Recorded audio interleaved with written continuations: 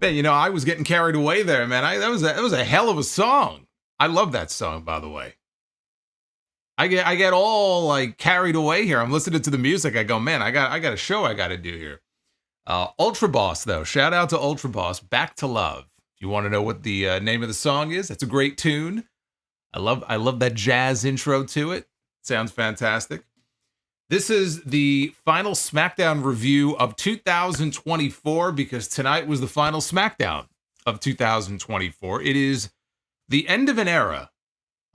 Actually, it's the end of an era tonight for a couple of different reasons. Number one, over on TNT, I believe it's TNT right now, AEW is currently airing the final ever episode of Rampage.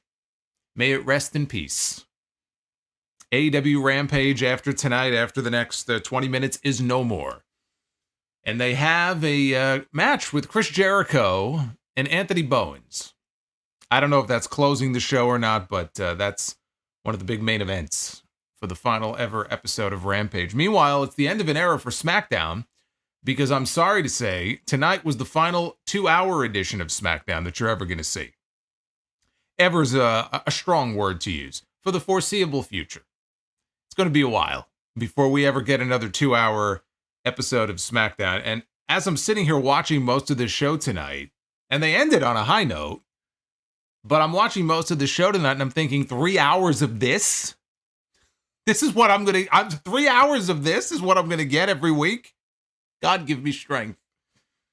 But yes, the final 2-hour SmackDown. There was a story that they told tonight that they kicked the show off with and they closed the show with, which is good when you have a story that you can start and end with Nick Aldis giving Kevin Owens an ultimatum. Kevin Owens, of course, beat the hell out of Cody Rhodes a few weeks ago at Saturday night's main event, and he left him laying, and he stole the Winged Eagle Championship, and so Nick Aldis had an ultimatum for Cody Rhodes, or for Kevin Owens, in reference to what he did, I should say, for Cody Rhodes. Show up tonight and give back the belt, or else. They hooked you in right away from the beginning, and by the time this show was over, we had ourselves a major match signed and made official for the Royal Rumble, which is still over a month away, because the Rumble is not until the first day of February. So we have a ways to go, over 4 weeks. But now, other than the 2 Rumbles themselves, we now have one of the main events on that show set. It will be basically champion against champion, in effect. I mean, Kevin Owens, I guess, is not really a champion of anything, but both belts, the undisputed WWE logo belt and the Winged Eagle title, the more prestigious of the 2 titles, will be suspended above the ring. It will be a ladder match, winner take all. You got to pull both belts down, take possession of both of them to win the match, and call yourself the WWE champion.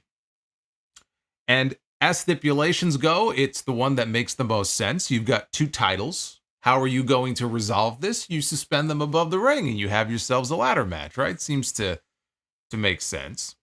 But interesting that they didn't wait until next week, the first 3-hour SmackDown, to bring Cody Rhodes back. He made it back before the end of the month because they got live events to do, and they don't want Cody Rhodes, I guess, to miss these live events, even though he wasn't at Madison Square Garden last night for their post-Christmas house show. But yes, Cody is back from the package pile driver. He made it back before Randy Orton did. Still no signs of him. I guess when you're older, though, and you have a history of surgeries, it takes a little bit longer, I guess, for you to heal up. But yes, the ladder match is set for the Rumble is also interesting because they have a Saturday night's main event to book 1 week before the Royal Rumble on January 25th. So I'm very curious to see how they're going to navigate this now and what the key matches on that show are going to be. Because do they bring back Randy Orton before the Royal Rumble? Is Randy Orton going to be back in the next few weeks? Do they do Randy Orton and Kevin Owens on Saturday night's main events? To me, that feels like a big enough match where you don't blow it off on Saturday night's main event. Like, you can get a PLE out of it. You could possibly do that at WrestleMania. You could do Orton and Owens at WrestleMania. So what are they going to do on that Saturday night's main event? I don't know. But they're going to have to book something reasonably big for that show. They can't mail it in for these NBC specials. But I'm sorry to say, what I just mentioned with Owens and Cody was the only thing of note on the entire show. This show was a slog to sit through. Outside of that, and I guess outside of there was a stare down at one point, very brief. They never touched. There was no physicality. They only teased it. But we did get a tease of something with Jacob Fatu and Braun Strowman, when Braun Strowman came out to stop a bloodline attack on Sami Zayn. And in that moment, you could just listen to the crowd and you can hear how excited they were to see these two guys butt heads. Very similar to the way they reacted when Jacob Fatu and Braun Breaker teased something very similar a couple of months ago. See, I'm sensing a pattern here. It's almost as if there's a lot of matches with Jacob Fatu that these people want to see. That's just two of them. I could think of a whole bunch of others I'd like to see, including Roman Reigns. But that was it. Those are the only two things of note on the entire show. I wish there was more that I could sit here and sing the praises of. But like I said, if this is what SmackDown is going to be for 3 hours instead of 2 every single week, then Houston, we got a problem. My hope is that it's kind of the end of the year blues and they're saving all of their big stuff for the post Netflix era. Even though Netflix is Raw only, it's like we really do feel like we're embarking on this new era of WWE heading into 2025. We'll call it the Netflix era. And that first 3 hour SmackDown, and hopefully they've got some big plans for these shows, because I know why they're doing it. I know why TKO wants more content and not less. And this goes to some of the other rumors that have been going around this week about them wanting to expand more of their big PLEs in the future to 2 nights, not just WrestleMania, not just SummerSlam, which I told you this was going to happen. Well, like, whether you think of expanding more events to 2 nights and expanding SmackDown to 3 hours, and now Raw's going to go back to at least 3 hours. It's all about more content. It's all about making money. Make as much money as they possibly can. That's what TKO wants, right? Business is still booming. It's still hot. They're selling tickets, right? I mean, everything is still booming for WWE. At some point, there will be no boom. Things that go boom eventually stop booming. And I feel like the more that they keep adding and expanding and doing all of these things, it's gonna hasten the trip as they progress towards that unfortunate period where I think that things are going to come back to bite them and you're going to burn people out, which is going to happen at some point. It's inevitable. It's going to happen at some point. Maybe they could prolong this, though, for another couple of years. Who knows, right? I mean, it's a hard thing for me to imagine that WWE's business is going to continue to be as hot as it is right now if we're sitting here having the same conversation in a couple of years from now. Right? More power to them if they can do it. But the more we hear about stuff like this and you get people more, eventually sometimes what ends up happening is people are just burned out and they say, you know what, I've had enough. I mean, I like this, but I think I've had enough. We'll see. We're gonna find out, I guess, in 2025, because everything is getting bigger. This is your SmackDown review for the final time here in 2024. It is Friday night, December 27th, 2024. I am the Solomonster. I want to say thank you for joining me here on this final stream. Actually, not the final stream of the year, the final SmackDown stream. We do have 2 more streams left to go. We have Raw, which is live on Monday night, and then I'm going to be with you the very next night on Tuesday, because it's our annual New Year's Eve stream. We're going to have some fun on New Year's Eve, so get ready for that. We'll ring in the new year together. Like and subscribe. Super chats are open. You will see them popping up on your screen as they come in. If they come in, you'll see them. And then I will read all of your messages. We do have a goal. I set one. I don't know if we'll hit it or not, but it's been a while since we have done phone calls on a live stream. This is something we used to do on a regular basis, and I haven't done it in many years, but if we hit this goal tonight, we will take some calls later on in the stream.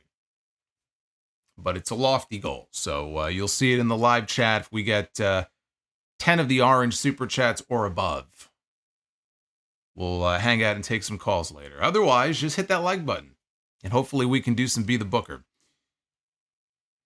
Let's talk about the beginning of this show, because SmackDown opened with highlights from Saturday night's main event from a couple of weeks ago. And Kevin Owens giving Cody Rhodes a package pile driver after the match. Bree mode has arrived. Yes, indeed. Eminem, what's going on, man? Thank you for the $25 super chat. I appreciate that. Gives Cody a package pile driver, steals the Winged Eagle Championship. So we got all the highlights from what happened on Saturday night's main event. Now they cut to the SmackDown general manager, Nick Aldis, in the back, who made it very clear that Kevin Owens is not a champion, even though he is in possession of the Winged Eagle, which he said represents greatness. Yes, it does. Yes, it does. You just look at it, right? And you can just tell it's an important belt just by looking at it, because it looks like a championship. So it represents greatness, he says. It's a title that means a lot to a lot of people, including himself. And as he said this, they cut to a shot. Now, mind you, he's talking about the Winged Eagle, okay? And the history and the greatness of the Winged Eagle. And what do? They cut to a shot of Triple H holding the Big Eagle belt from back in 2000 when he was the WWF champion. And then at least they showed Stone Cold, the last person officially to hold the fucking Winged Eagle.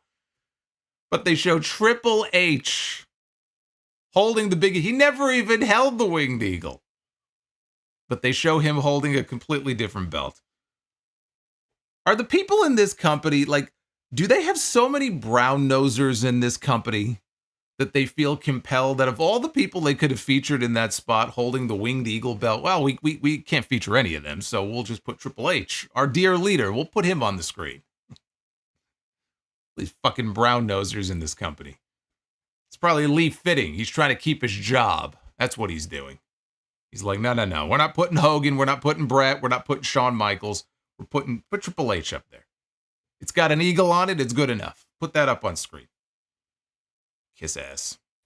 So Aldis said that Owens has no claim to the title, and he gave him until the end of the night to relinquish the belt, or he will face severe consequences that will affect his future with WWE.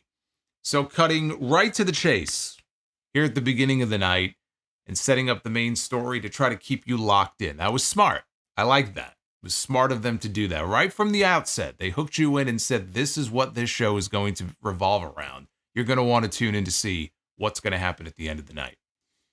And I was wondering what would happen at the end of the night. My first thought was that Nick Aldis might just take a package pile driver before this night is over. And then I thought, well, maybe I can also see Owens kind of feigning that he's going to relinquish the belt, and then he destroys it instead. Because if I can't have it, nobody can, right? I wasn't sure which direction they were going. And one thing I will tell you I was not expecting. I didn't think we were going to get Cody Rhodes on this show. I thought they were going to keep him out at least a couple more weeks into the beginning of the new year. But boy, they rushed him right back to TV after that devastating injury that he got, carted out into an ambulance for. That I wasn't expecting. Kathy Kelly was shown in the gorilla position. She was interviewing Naomi and Bianca Belair, the women's tag team champions. To be fair, the Big Eagle is just as great. Hey, I got no hatred. I got no hatred for the Big Eagle. It's right behind me. It's right over my shoulder. Okay, I got love. I got love for that belt just the same, but not as much. But that's not the point. They were talking about a very specific belt. It would be like saying that the Winged Eagle represents greatness, and it means a lot to a lot of people, including myself, and some great people have held this championship, and then cutting to fucking R-Truth holding the 24/7 title, okay? It doesn't make any sense. And ain't nobody going to be standing around 20 years from now talking about the greatness of the 24/7 title, okay? I can tell you that. So she's in the back with the women's tag team champions. Naomi said that she wanted to win gold since she came back to the company, even if it didn't happen the way that she expected, because of what happened to Jade. And Bianca reiterated that they are going to defend their titles together until Jade is able to come back. And they're going to find out who it was who attacked Jade Cargill. She blamed Nia Jax and Tiffany Stratton and Candice LeRae. And then Bayley walked into frame and asked Bianca if they were cool. Are we good? Because remember, Bianca has no love lost for Bayley. But all of a sudden, she was all smile. She said, "Yep, we're good." So now they're friends, apparently. Right? Let your guard down, and it's going to come back to haunt you. Now she's okay with Bayley all of a sudden. So anyway, they hit their music, and all three of them headed to the ring for the opening match of the night, which saw Bayley, Bianca, and Naomi against Nia Jax, Candice LeRae, and Tiffany Stratton, who entered first for her team. Nia and Candice, they came out together. So Tiffany was all by herself. Off is a direction you can fuck. That's basically what Nia told Tiffany Stratton here. Poor Tiffany. Hey, Melik Gaming. Thank you for the $22.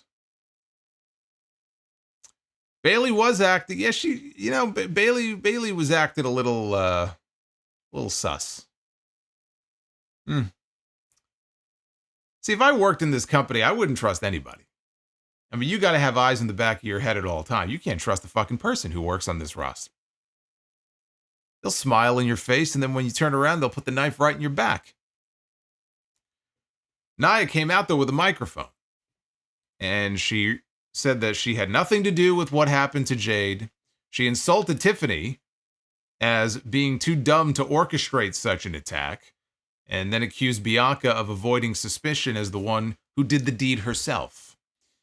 And she explained that Jade comes into the company, and she's bigger than you, and she's stronger than you, and she's better than you. And so Bianca just snapped, right? And you attacked her. You attacked Jade Cargill. She said she would have done the same thing, and she told her to own up to it rather than pointing fingers at other people. Nia leaning so hard into the idea that Bianca was the one who attacked Jade all but disqualifies Bianca from consideration. Yeah, that's not going to stop people from thinking that Bianca will be revealed as the culprit. But at no point have I believed that Bianca Belair is the one who is going to be revealed as the attacker. Now, if they wanted to do some kind of weird swerve, they could do like a Rikishi thing where somebody gets revealed as the initial attacker, but then we find out it was Bianca who was behind the entire thing. But there's no need to overcomplicate things. She's basically disqualified from the running. It is either Bayley or Naomi. And I say Naomi. But it's got to be one of those two. So there were issues in the match between Tiffany and Candice. They were not cooperating. They were not getting along very well. Bayley was legal with Candice when she went for a drop kick through the turnbuckles outside. And she was trying to drop kick Candice through the turnbuckles. Candice caught her legs, though, and then basically spun her legs around. And so Bayley went head first into the ring post. Not even the ring post. I always say the ring post, but, you know, in WWE, they have the casing around the ring post. So it's actually the ring post casing. Not that I'd want to have my head smashed into that either, but it's not the steel post, not the same thing. So the show came back, and Bayley and Candice were down in the ring. Tiffany and Naomi, they each tagged into the match. Things broke down. Everybody traded moves. Nia found herself on the second rope, and Naomi pulled her off and then hit a split-legged moonsault, but Tiffany broke up a pin attempt. So now at this point, everybody in the ring is down. And the only person who is upright is standing outside the ring is Tiffany Stratton. And she's looking, and she sees that the champion is on her back. And the fans begin to pick up on this, and so the fans begin to react. They start to cheer when they realize that maybe they might actually get a cash in. She grabs her Money in the Bank briefcase. She tried to cash in. Candice LeRae, though, she pulls the briefcase away from Tiffany. And Tiffany is telling her, give it back. I want to be champion too. Instead, Candice reaches down. She tags Nia, so she tags herself into the match. But she gets caught by Naomi with a full Nelson slam. I think she basically gave her the Bubba Bomb.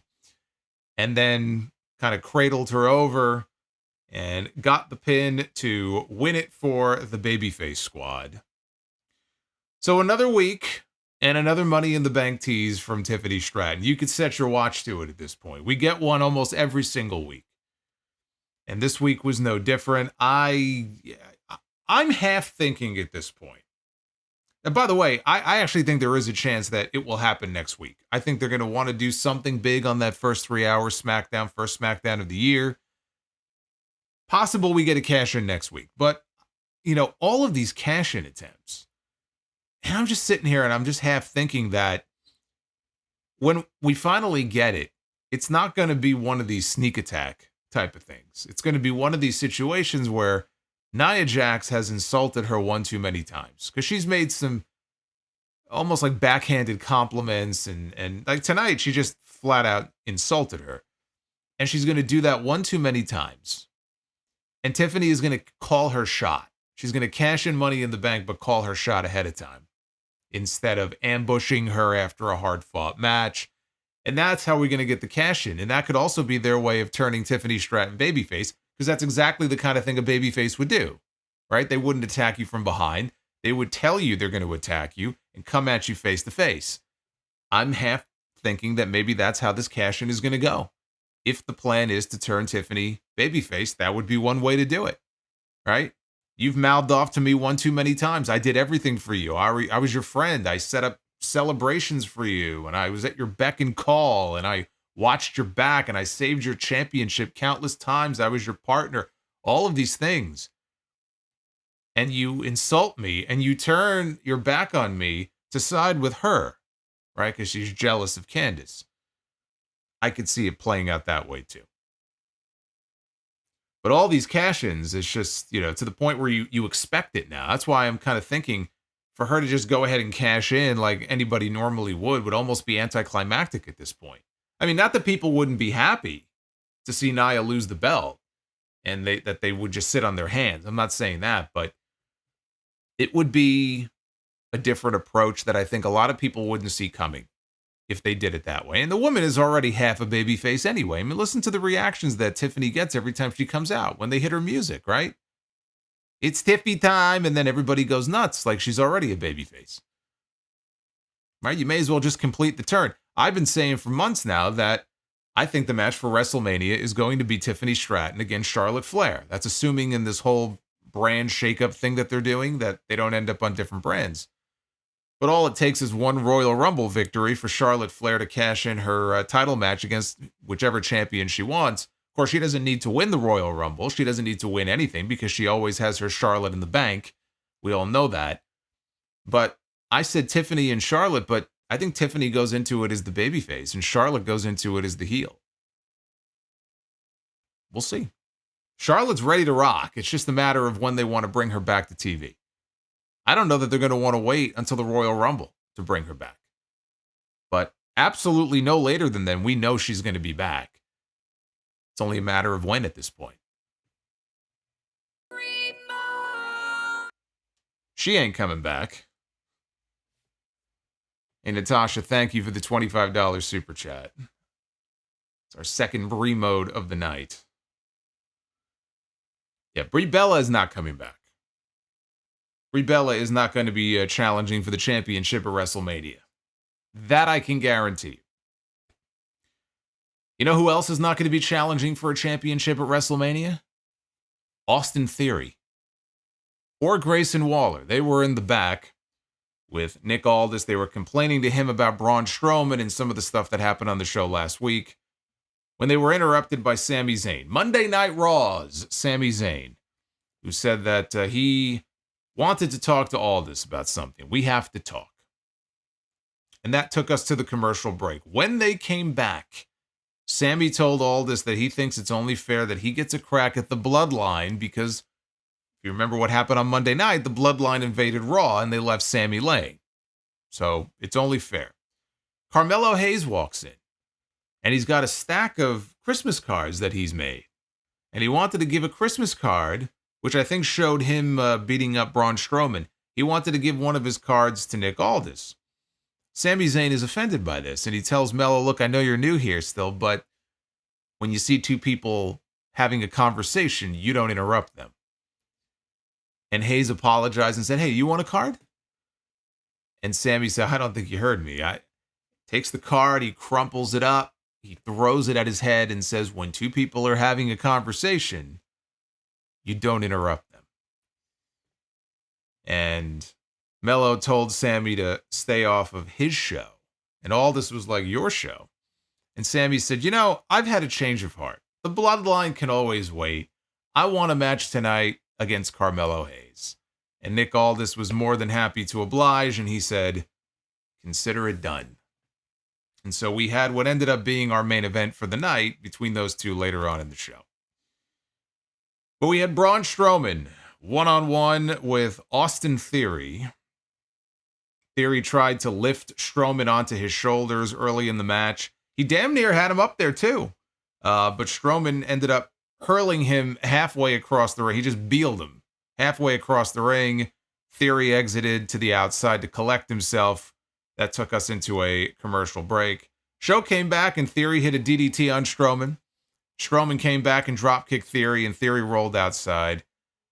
Strowman pulls Theory back up onto the apron, and he ends up picking him up, and he dumps Theory out onto Grayson Waller, or at least that was the idea. Waller did everything in his power to avoid it, and Theory pretty much splatted on the floor.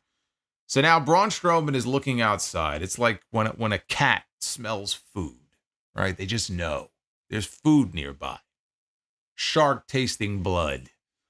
Braun Strowman sees two people outside the ring, and you know what that means. He exits to the floor.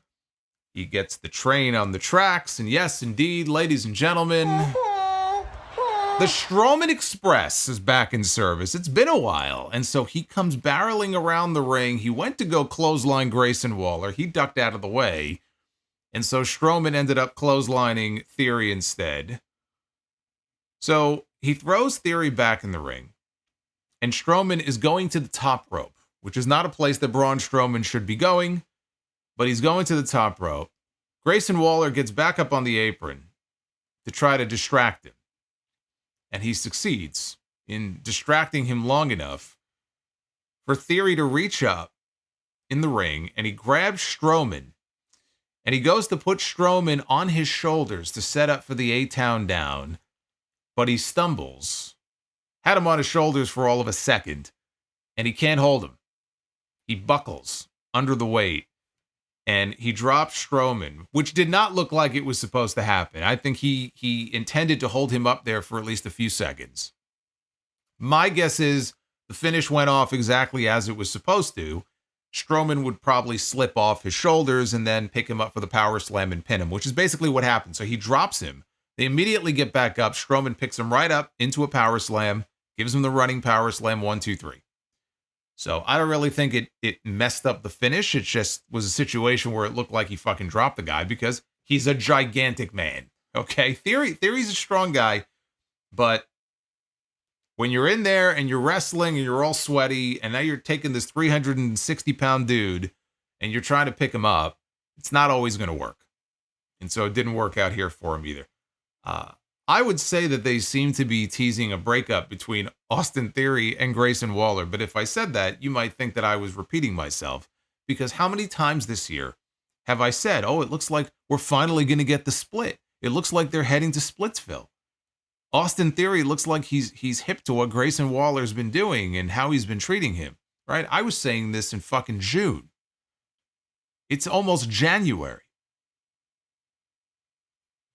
Been saying it for almost a year now, and these two guys are still together because they don't have anything better for them to do individually on their own. I'm past the point of giving a shit. They're going to split up at some point. I don't even care when. I don't care how it happens. I don't care when it happens. Frankly, I don't think it's going to matter for either one of them. They're probably better off keeping them together at this point. They could use more tag teams. They've spent so long teasing a breakup, they're better off keeping them together. Goodbye. Get Strowman the Clown off my stream. Yes, I said that. I know I said that before SummerSlam. I think I said it even earlier than that. I've been saying it for months.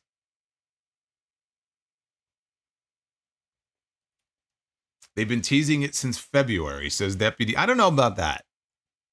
Were they teasing it before WrestleMania? Because I thought it started after Mania. You may be right, though. We may be heading into one full year of them teasing a possible split between these two, and Waller basically using Theory.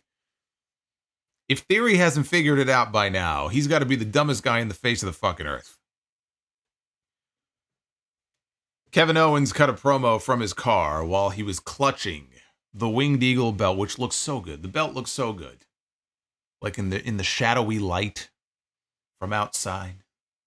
He's holding the belt. He said he heard what Nick Aldis said. And he said he deserves to have the belt because he is the one true WWE champion. He said that he thinks that he and Aldis, they have to have a discussion. He's going to come into the arena, but only on his terms. And that is no security guards, no office cronies, just the two of them in the ring together. That's it. And in that case, they'll come in and they can talk. So again, setting you up for what was to come at the end of the show. If you want to see what's going to go down, you better not tune away. Right? That's what's smart about doing this show-long story, right? And they sometimes do this, and it's always very smart. Got to give people a hook to want to tune into the end of the show. The fact that they never announced the real main event for the show pretty much told you that this was going to be the main event. Then we got to the low point of the show.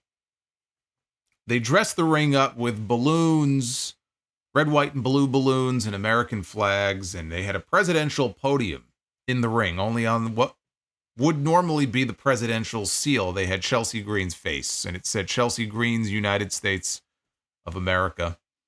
This was for the United States Championship celebration for the brand new champion, the first ever, the only ever Women's United States Champion Chelsea Green.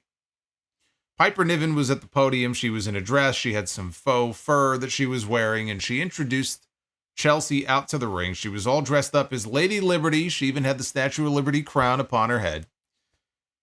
And Chelsea thanked the crowd and said that they had turned the blue brand into the green kingdom. She complimented herself for being the greatest and the prettiest Women's United States Champion of all time. She went on to thank someone, she said, who helped her get to where she is. And Piper Niven thought that it was going to be her, but of course it wasn't.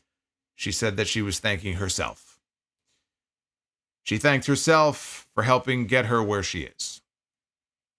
And so, if not for her, the fans would be stuck with one of those dogs in the back. She addressed her trash-loving opponent, Michin, who she beat in the finals, and said that she was shocked that she even got as far as she did in the tournament. Yes, you and me both. She's not the only one who's shocked by that. She then told the crowd to ask themselves not what Chelsea Green can do for them, but instead what they can do for Chelsea Green. So Michin interrupts on stage and said that if it wasn't for Piper Niven, she would be the United States champion right now. She said that she wanted to introduce them to her own little friend, and she held up a kendo stick. She ran to the ring. She walloped Piper Niven with the stick. Chelsea was able to escape, though, before taking any damage, and Piper carried her off. You know, she mentioned all the dogs in the back, which was quite the biting insult, so I'll say woof.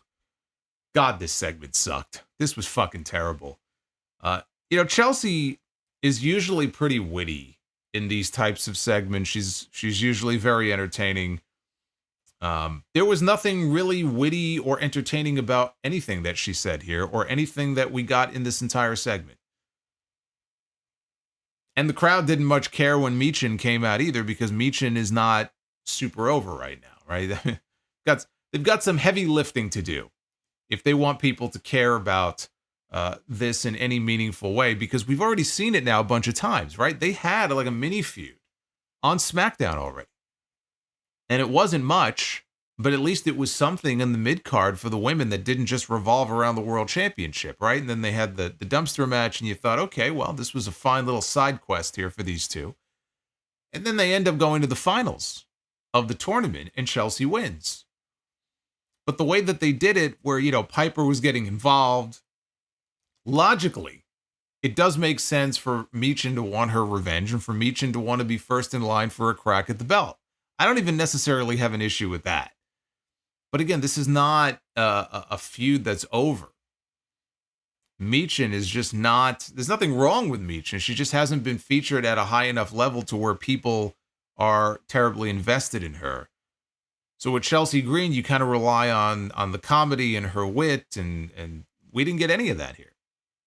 This felt like, this felt like one of those old, like, Vince McMahon style segments that he thinks looks good on paper, and then in execution it just fucking blows. And that's basically what this segment was. Like, it wasn't offensive. It's not worth tearing the show to shreds. It was just a bad segment. It was just bad television. And it was the low point of the entire show. But I can understand the logic in them wanting to continue this, to at least get one more match out of it before they move on to whoever the next number one contender is going to be. But boy, they got some heavy lifting to do to get people to care about this. In the back, the new tag team champions, Johnny Gargano and Tommaso Ciampa, they stumble upon Nick Aldis and the Street Profits, who are standing just in the backstage area. They're having a conversation about something. And Aldis says, I want to ask you if you guys have anything you want to share about who left the Street Profits laying and attacked them in the back a few weeks ago. That was the night where DIY stepped in and got the shot at the tag team titles and won the belts. And they said they didn't. They didn't have anything they wanted to share. Aldis said, well, because we have 2 eyewitnesses to what happened. And it turns out those eyewitnesses were Kit Wilson and Elton Prince. So Pretty Deadly show up. And they were about to reveal, before they were even about to reveal who the culprits were, they tried to bribe everybody. Nobody was biting. They were trying to get something out of them. Nobody was taking the bait. So right before they were about to reveal that they saw Gargano, I think it was Elton Prince, he stopped and said, Garza. Yeah, that's right. It was Garza. Los Garza, they're the ones who attacked the Street Profits. And the Profits said, oh, it was Garza, huh? Okay. Pretty Deadly said, yep, it was Garza. And so off the Street Profits went, just looking like a bunch of complete idiots. Because anybody who actually watches the show and pays attention to any of this knows that it was DIY. Clearly, that was responsible for the attack. Except the Street Profits. They just take them at their word. They go, okay, thanks a lot, right? And so they walk off, and it just so happens that mere feet away, Legado del Fantasma is there. And the Street Profits walk right up to Angel and Humberto, and they start brawling with each other. So after the break, we had an impromptu match joined already in progress with the Street Profits against Los Garza.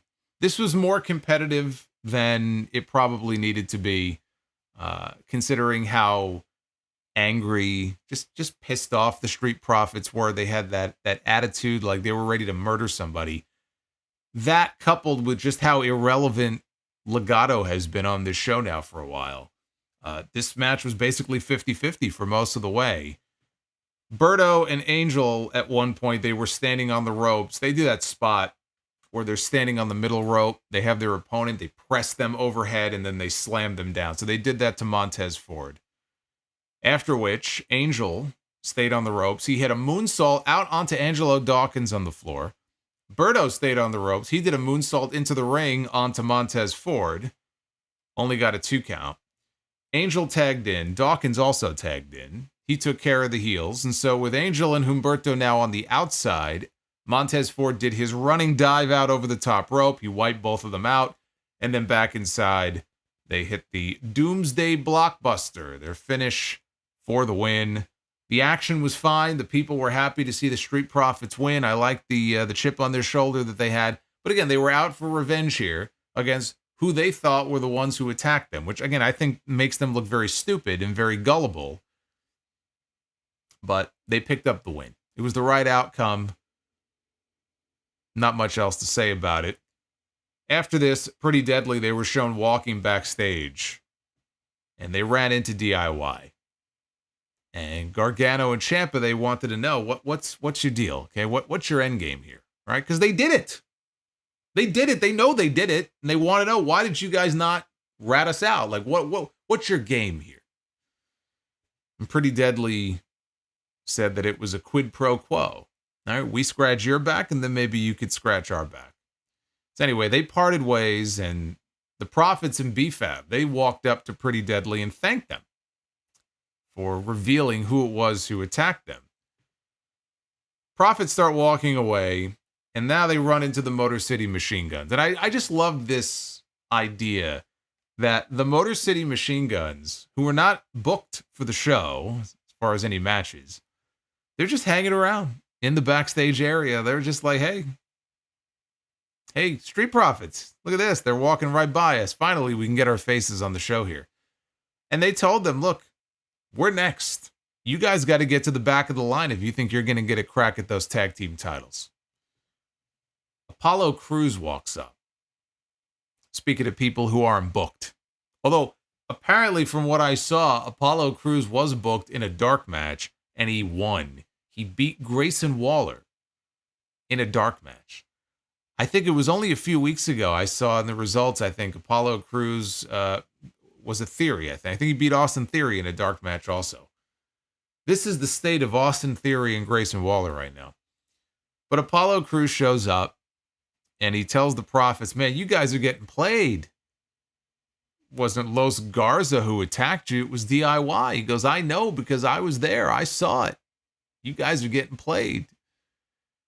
And he walks off. And then on commentary, Corey Graves is like, what took him so long? Why did he wait so long to come forward and reveal this? And I'm thinking, yeah, that actually makes a lot of sense. What the fuck took this guy so long? Why is he even involved in this? He doesn't have a tag team partner anymore. His tag team partner got fired. He doesn't work for the company anymore. So why does he care? What's his end game here? I don't know. But apparently he thought this would be a good time. Not earlier in the show. Not last week. Let me tell them now.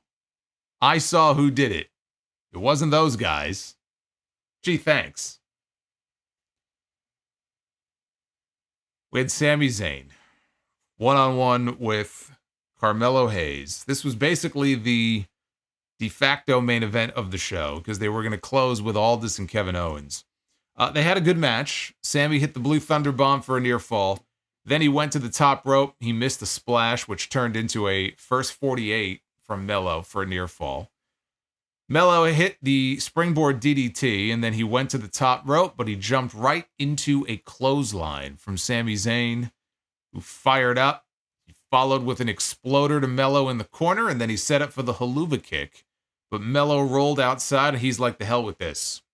Throws his hands up. He starts to walk to the back. All of a sudden, we hear Braun Strowman's music. And he comes out. He hoists Carmelo up onto his shoulder like he's going to bring him back to the ring. But before he could do so, Hayes slips out, and Strowman chases him to the back. So they disappear, okay? Meanwhile, in the ring, the Bloodline, the new Bloodline, they appear out of nowhere, and they lay a beatdown on Sami Zayn for the disqualification, I guess. After beating him down for a little while, they show Strowman. He's carrying Carmelo Hayes back out into the arena, and now he sees what's going on here. So he sets Carmelo Hayes down because Carmelo Hayes is no longer his concern. And he begins to storm down to the ring. He dispatches Tama Tonga very easily. He throws him into the barricade. Then he gets into the ring, shoulder blocks Solo Sikoa into another dimension. And then, with his back turned, he doesn't see what we see, which is Jacob Fatu is on the other side of the ring, and he's psyching himself up. He's firing up. He's got fucking sweat and shit flying all over the place like a madman. He's ready for a fight. And Braun Strowman very slowly turns around, and now these two monsters lock eyes, and the crowd reacts to this like a big fucking deal. The people went wild for this. And as I said before, it was the exact same thing when we saw Jacob Fatu and Braun Breaker come eye to eye on the outside of the ring many weeks ago on Raw, and it was very brief. But in that moment, I said, this is a match I gotta see. And I felt the same way here. This is a match that I want to see. This is a match that the people want to see. There's a lot of matches with Jacob Fatu that these people would love to see. This is only two of them. There's a lot of people that we need to get him into the ring with, right? We haven't even seen what he could do yet. He's only scratched the surface. We see him in tag team matches. He's had, I think, one singles match on TV so far, right? I think it was against Jey Uso. Jay or Jimmy, I forget who. I think it was Jay, actually, because it was the man advantage match for War Games. And that's it. Otherwise, he's either in tags or he's in the background going, I love you solo. So there's so much that they could do with him. There's so much that we haven't even heard him cut promos really, hardly at all. So anyway, people were very excited to see these two butt heads. But before they could touch, Tama Tonga snuck back into the ring. He chop blocked Strowman. Solo hit a Samoan spike on Strowman that only took him down to his knees. So he delivered a second one, and that took him down to the mat. But Sami Zayn resurrects. And he tackles Solo Sikoa down to the mat, but the numbers overwhelm Sami once more. And so as Sami is once again being beaten down, we hear Kevin Owens music. What a moment to hit that music. And out comes Kevin Owens. And Solo sees Kevin Owens coming out. And he basically tells the Bloodline to fall back and retreat. But he comes sauntering out with the Winged Eagle belt. Very interesting moment for his music to hit, considering that his supposed best friend is the one who was being assaulted in the ring as he came out. And he didn't seem to be in any great rush to get down to the ring. Sami Zayn disappeared. I don't know where he went. But basically, this was their way of saying, stay tuned, because we're going to a commercial break. And when we come back, Kevin Owens is going to meet with Nick Aldis in the middle of the ring, and you're not going to want to miss this. It was a great hook to keep you around through the commercial break for what was about to come. But we never did get any kind of interaction here with Owens and Sami. He came out at that moment, and it looked like maybe he would get involved, but they're holding back on that for another time. Eventually, probably, right after he wraps up this program with Cody Rhodes, Kevin Owens, I think, is going to have a bone to pick with Sami Zayn going into, I don't even want to say WrestleMania. Because I really do think Randy Orton and Kevin Owens may be the WrestleMania match. But I think Kevin Owens and Sami Zayn, you could potentially, I say headline. I mean, they're probably going to want to close with one of the chamber matches, but I mean, they're going to be in Toronto. You got a big pay-per-view in Canada. It just seems like the perfect place. If you're going to do something with Kevin Owens and Sami Zayn, do it at the Elimination Chamber. You don't even have to hold off until WrestleMania. But when they came back from commercial, Nick Aldis was in the ring with Kevin Owens and his Winged Eagle belt. Aldis told Owens to do the right thing and hand over the Winged Eagle Championship belt. I love, by the way, so many, I lost count tonight of how many times we heard the word belt on the show, which you would think, what's the big fucking deal? But we've been so conditioned to not hear certain words used on this show for so many years.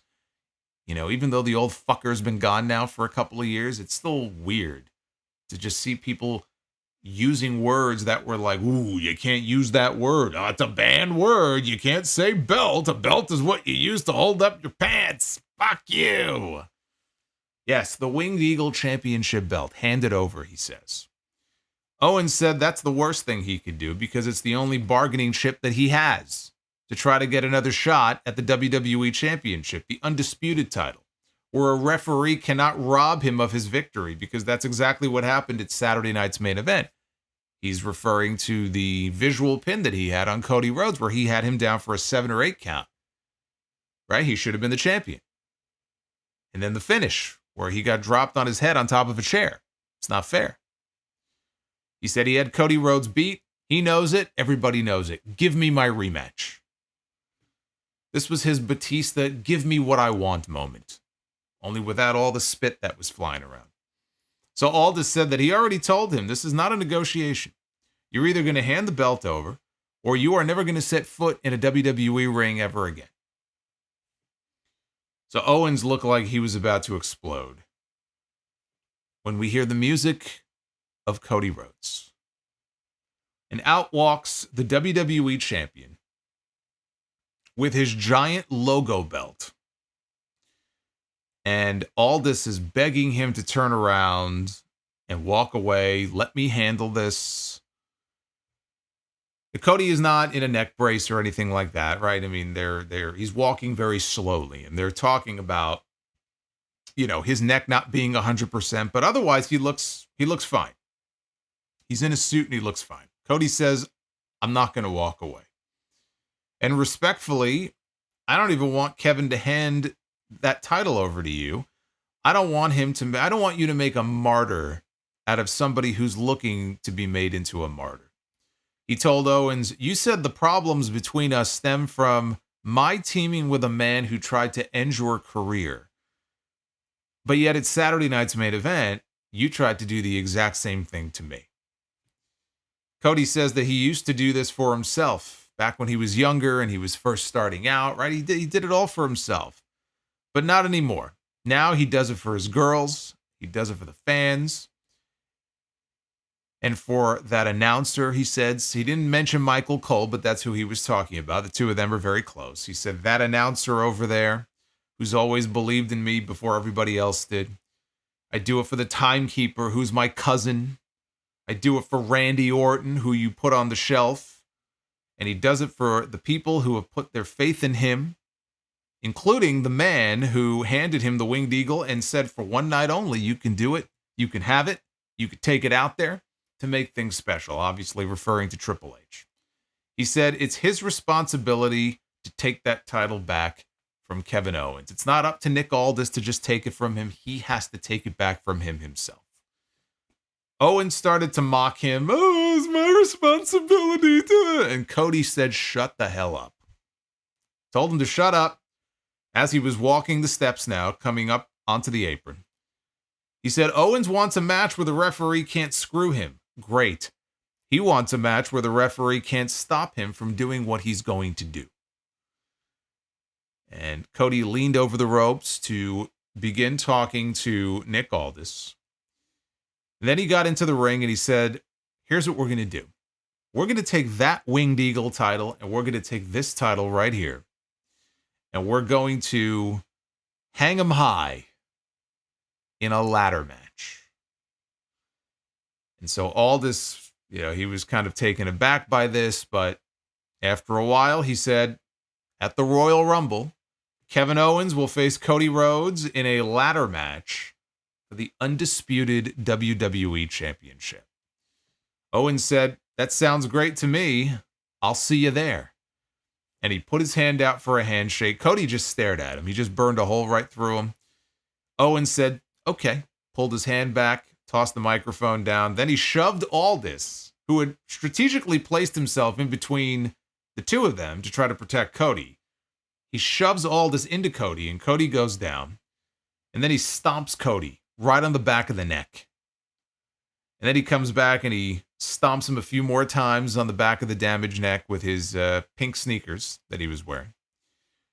And then he leaves, and as he's leaving, he's screaming, I'm the true champion, I'm the true champion, see you at the Rumble, bitch.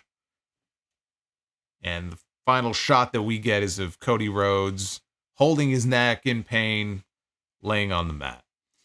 So a strong angle here to close out the show. I was not expecting Cody to be back this soon. Saturday night's main event was less than 2 weeks ago. And I didn't know when, I still don't know exactly when we are going to see Randy Orton back on TV. It could be next week. It could be Saturday night's main event. It could be the Royal Rumble. I don't know when. I'm sure by the Rumble. And I'm sure he'll be involved in this in some way if he's not back before then. Because in a ladder match, it protects both men, right? Nobody has to take a pinfall loss. If you wanted to hold off and wait until the Rumble and have Randy Orton cost Kevin Owens the championship, you could do that. You could have Kevin Owens on the ladder. He's about to reach up and grab the belt, and Randy Orton appears. Randy Orton can yank him off the ladder and catch him for an RKO on the way down, right? Fuck you. You put me out. You tried to end my career. Cody climbs. He wins the championship.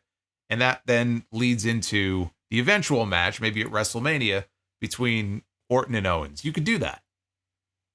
But whether it's Cody or Kevin Owens, and of course it's going to be Kevin Owens who loses, the ladder stipulation, at least, maybe in their mind, this is why they did it. It protects them from having to take a pinfall loss.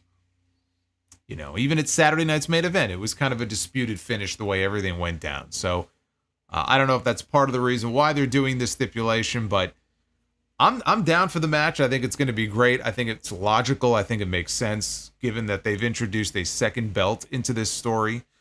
And I guess the way they'll write the Winged Eagle off TV is that shot of Cody standing on the ladder holding both belts high in the air, and then I'm sure after that we're not going to see the Winged Eagle ever again. I just think it's cool that we were able to have it back as part of a storyline.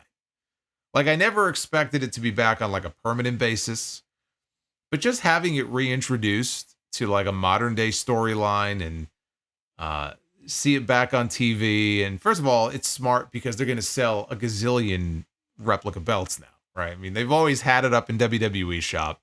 Everything with them is about selling shit anyway. So it's smart because they're going to sell more of them, on their website. But I just think it's pretty cool that in 2024, heading into 2025, we got the belt back here for a story.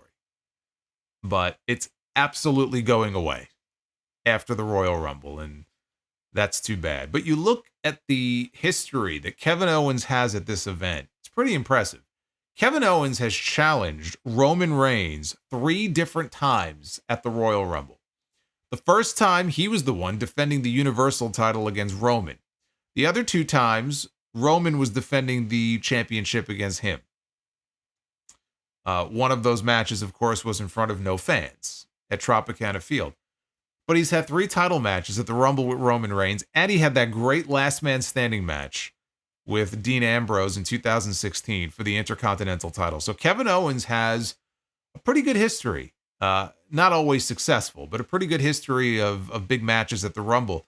And now he adds another one to the list. A ladder match for the WWE Championship with Cody Rhodes. For Cody Rhodes, the last time we saw Cody in a ladder match, he was falling. He got basically cuttered by Sammy Guevara. He got taken off the top of a ladder with a cutter by Sammy Guevara, and he lost the TNT Championship to Sammy. That was his last match ever in an AEW ring. He wasn't even under contract. He was working without a contract. He was on a handshake deal at that point with Tony Khan. And that was the last time we saw him in an AEW ring. That was the last ladder match that he was a part of. I think before that, you'd have to go back to when he was still Stardust. And I think he was part of some kind of multi-man ladder match. So it's been a while since we've seen Cody as well in this environment. The only noteworthy thing on the entire show was all of the stuff I just talked about with Owens and Cody and Nick Aldis. It started in Seg 1. It ended here in the closing segment of the show. That was smart. I wish there was more stuff that felt important on the show, and there really wasn't. Even the stuff with Bianca and Bayley and Nia and Tiffany. Yes, it's progressing that story, but it just feels like we've been stuck in neutral. And what we got even with those, women tonight wasn't much different than the shit that we've gotten in previous episodes. Right down to the Money in the Bank cash-in tease that wasn't. It's the amazing Gunther. Jerry Lawler loves Gunther the Magnificent. All hail Gunther. Hey, Emmett, thank you for the $50 Gunther drop. That's awesome. We heard from Emmett the other night as well. Emmett, thank you, man. I'm wishing you a very happy new year. I appreciate that. But yeah, that was the only noteworthy thing on the entire show. The rest of this stuff was basically just filling time. It just felt like they were trying to get by because we are heading into the Netflix debut. We are heading into the first 3-hour SmackDown, not only of the year, the first 3-hour SmackDown period. Maybe there was a 3-hour SmackDown once upon a time as a special that I'm not remembering, but I don't believe there ever has been. It's this new calendar year. We're about to turn the page to January. That's when things are going to pick up. The transfer window stuff. Michael Cole made a comment tonight on commentary. He goes, this transfer window that's continuing at least into next week. And that sounds to me like they haven't even decided yet how much longer they're going to be doing this transfer window stuff. It could be a week. It could be 3 weeks. We don't know. But I hope this means there's no draft next year. There's no formal draft event. They love doing it because all the big sports, all the major sports have drafts. Right? The NBA draft's a big deal. The NFL draft. So they feel like they have to do it too.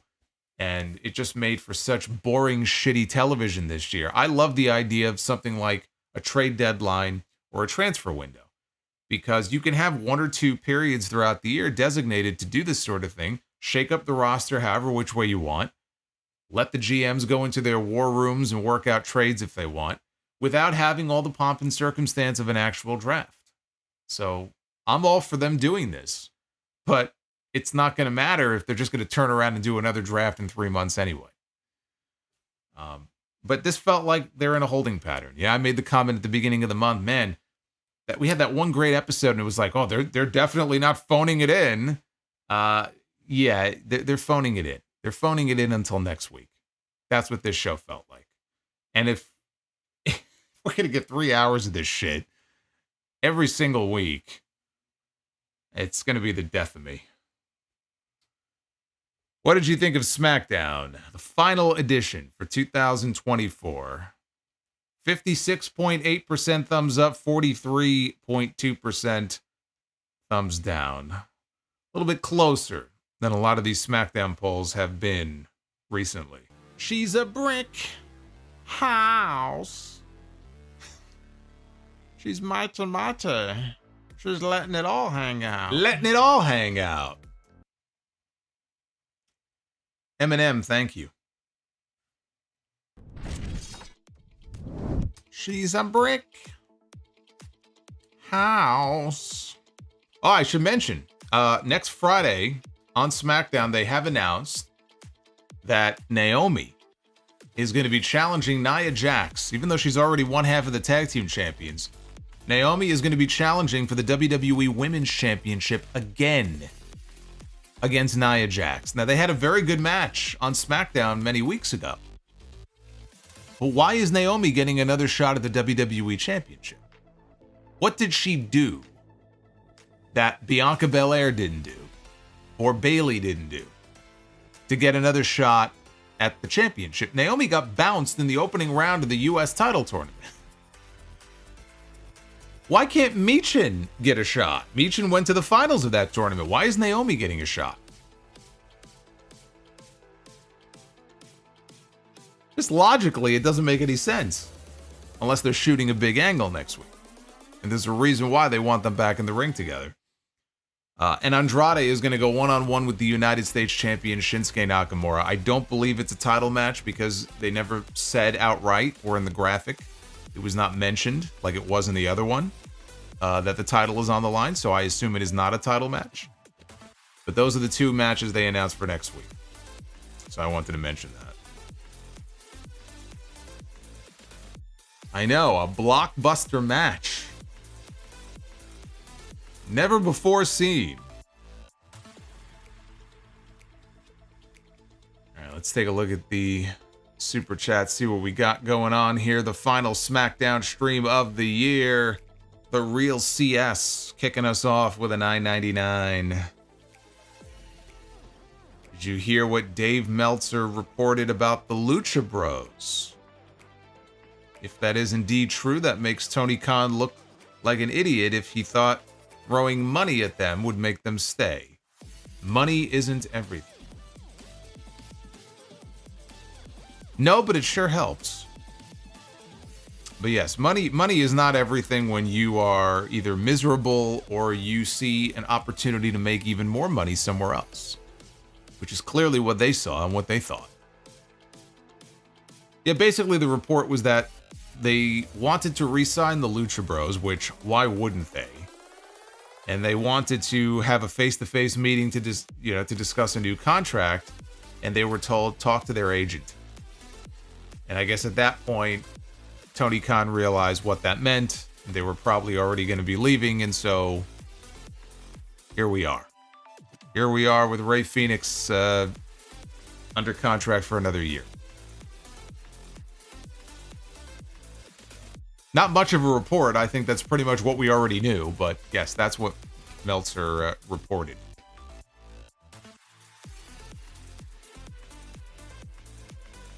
Interesting, though, the same thing happened with Jade Cargill. Jade wanted to leave, And Tony said, what do you want? You want a raise? You want more money? He offered her. She came back to him with a number. He matched it. She still left. When you want to leave, you're going to leave. It doesn't matter. Where there is opportunity somewhere else that you think might be more fruitful, it doesn't matter how much money they throw at you. It is sometimes about more than just money. If it was just about money, Jade Cargill would still be working there.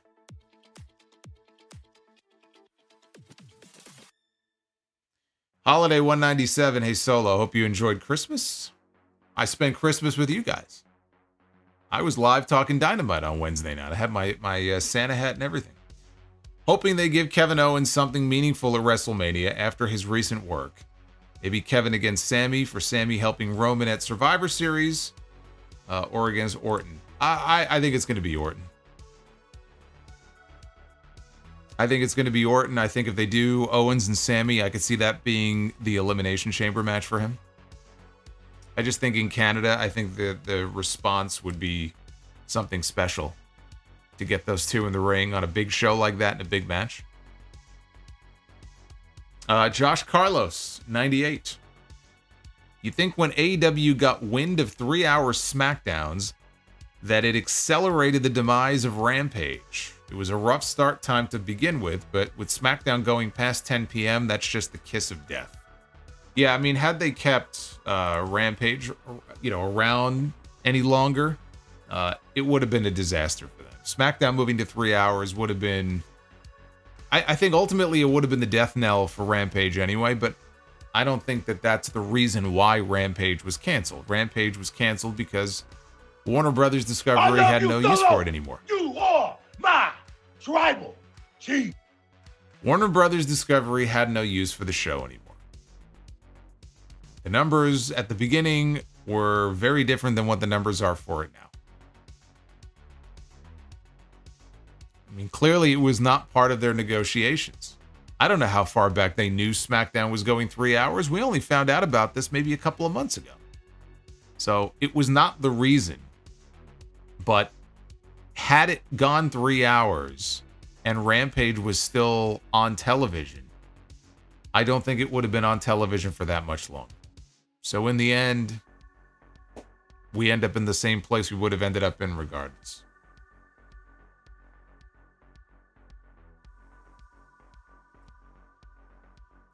Jamie Dorsch, with all the stories over the years of Vince McMahon fining stars, did Vince put the money towards any programs in WWE, or did he just pocket it?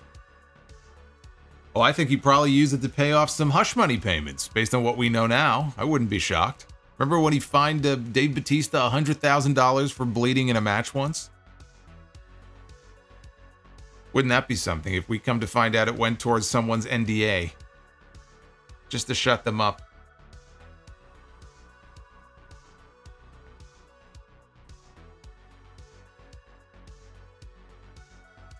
The real CS, Omos, is going on excursion to Pro Wrestling Noah.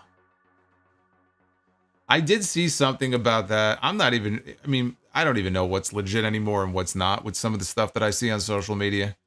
Has that been confirmed anywhere? I could see it because I think Muto many months ago made a comment about how if he could get one person from WWE, he'd love to get Omos. So like that's a legitimate thing. But I don't know that I saw that it was verified by WWE directly. Jerome Eugenio, when SmackDown moves to 3 hours, maybe they can find a few seconds for Giovanni Vinci.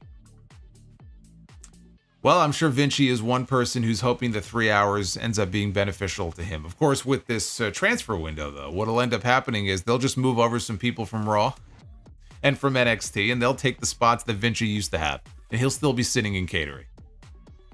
I don't think it's going to help him very much. Holiday 197 coming in with another super chat here. Hoping Orton shows up and costs Cody the title at the Royal Rumble, setting up a WrestleMania match. Kevin deserves a run, and it would be nice to see Sammy win it at WrestleMania. It would be nice, but I don't see it working out that way. Not this year.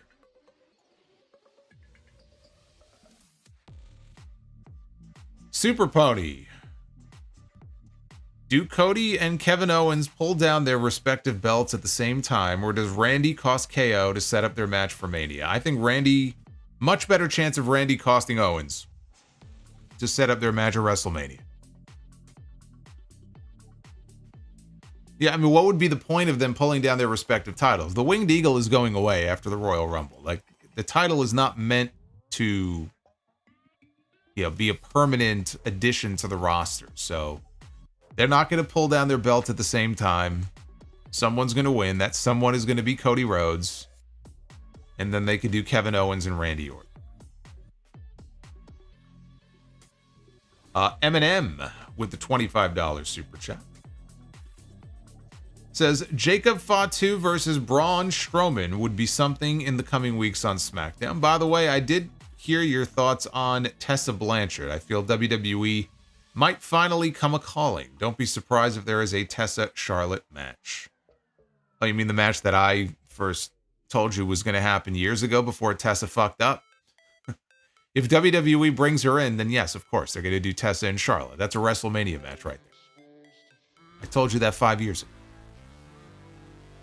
And I told you recently, I said if things go well for her in TNA, and it's going to take maybe a year, but if she has a drama-free year and she's a model citizen, yes, WWE, I believe, will want to bring her in. And I think that ultimately, as long as she doesn't fuck up between now and then and say or do something that makes people, think that, oh, okay, here we go again, then I do think she's going to end up in WWE. As long as she's on her best behavior.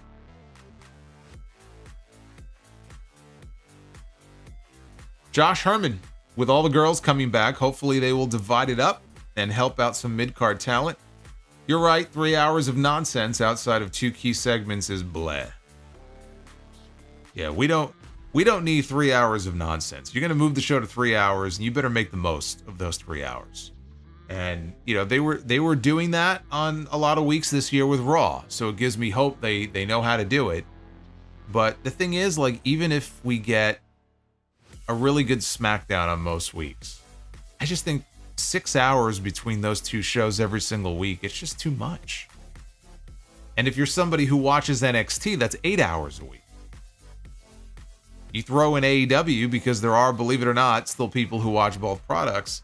And so that's that's 10 hours now. That's 12 hours if you include Collision. It's a lot.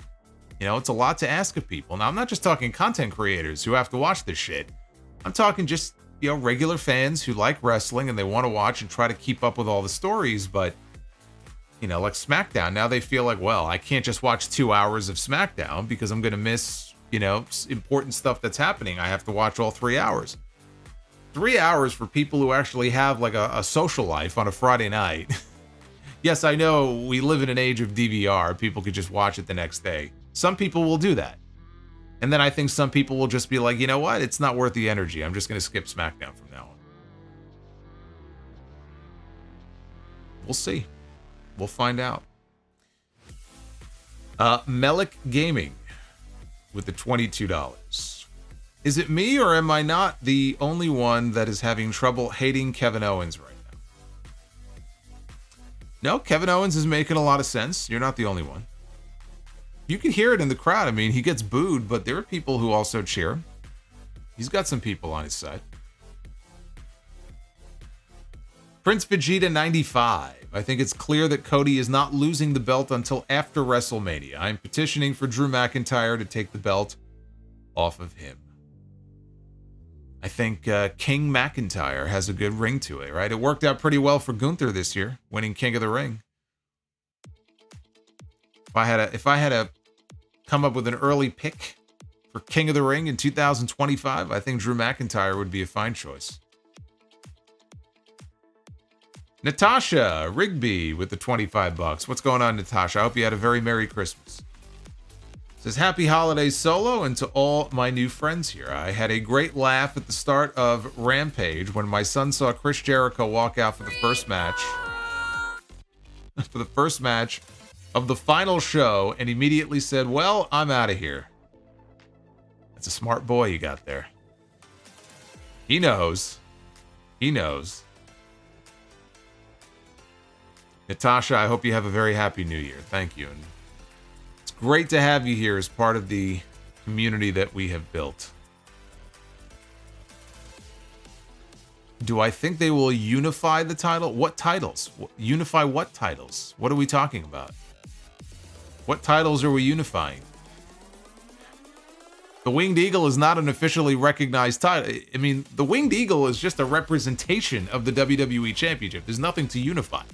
Are they going to add eagle wings to the logo belt? That's going to look fucked up. There's no real good way to merge the two. So, no, there's not going to be a unification.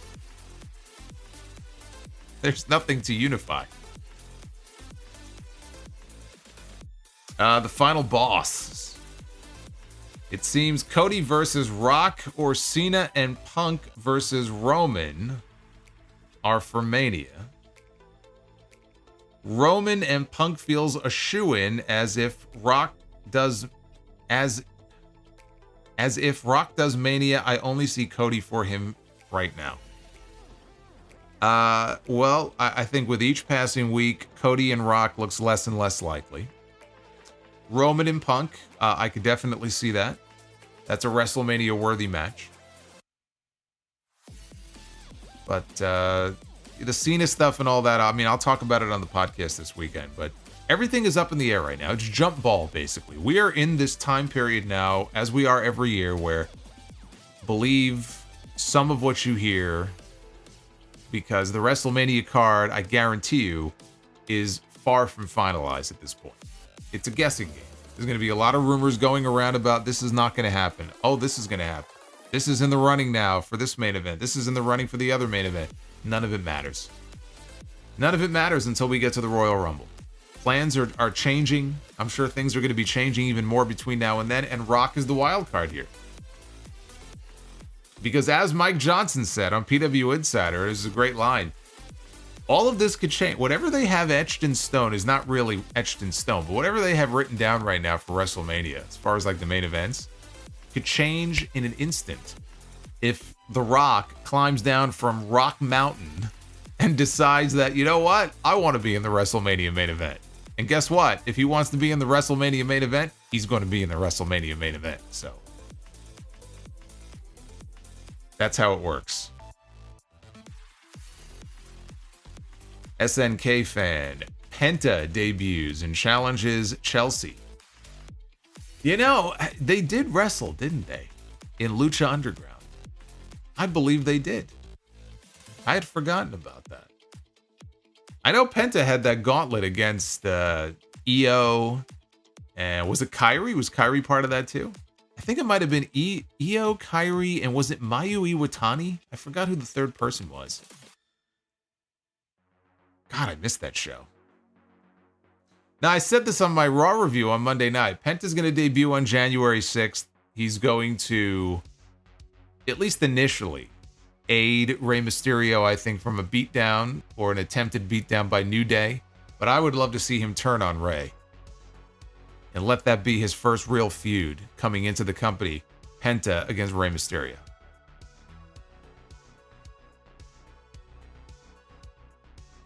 Yep. Chelsea's name in Lucha Underground was Reclusa. She was Reclusa. Scorp's Abandonment. With the $20 super chat. Long time no see. If the WWE and AEW did an invasion crossover match, who would you pick for each team and who would you have go over? Well, I would have CM Punk on one side and I would have Hangman Page on the other. That's a given. Get those two back in the ring together. Maybe Punk will fear for his life again, not knowing what this man who's known for kicking so many asses, what he might do. I'd get them in the match. You got to get Roman in there. Like to see him in there, maybe with Kenny on the other side. Yeah, Punk and Roman for sure on one side. Omega and Hangman on the other. And I could probably add a few more names to it. MJF on the AEW side. And then to count, well, look, MJF for sure, because then you can get him and Punk back in the ring together as well. And on the WWE side, got to have McIntyre. Roman, McIntyre, Punk, which would be interesting with Punk and McIntyre having to coexist as partners. Can they coexist? Omega, Hangman, MJF, Swerve. I mean, there's any combination. I want to see all those guys mixing it up. If I could do like a 4-on-4 or a 5-on-5 elimination match, that's what I'm doing. And I'd have the AEW guys go over because I think most people wouldn't be expecting it.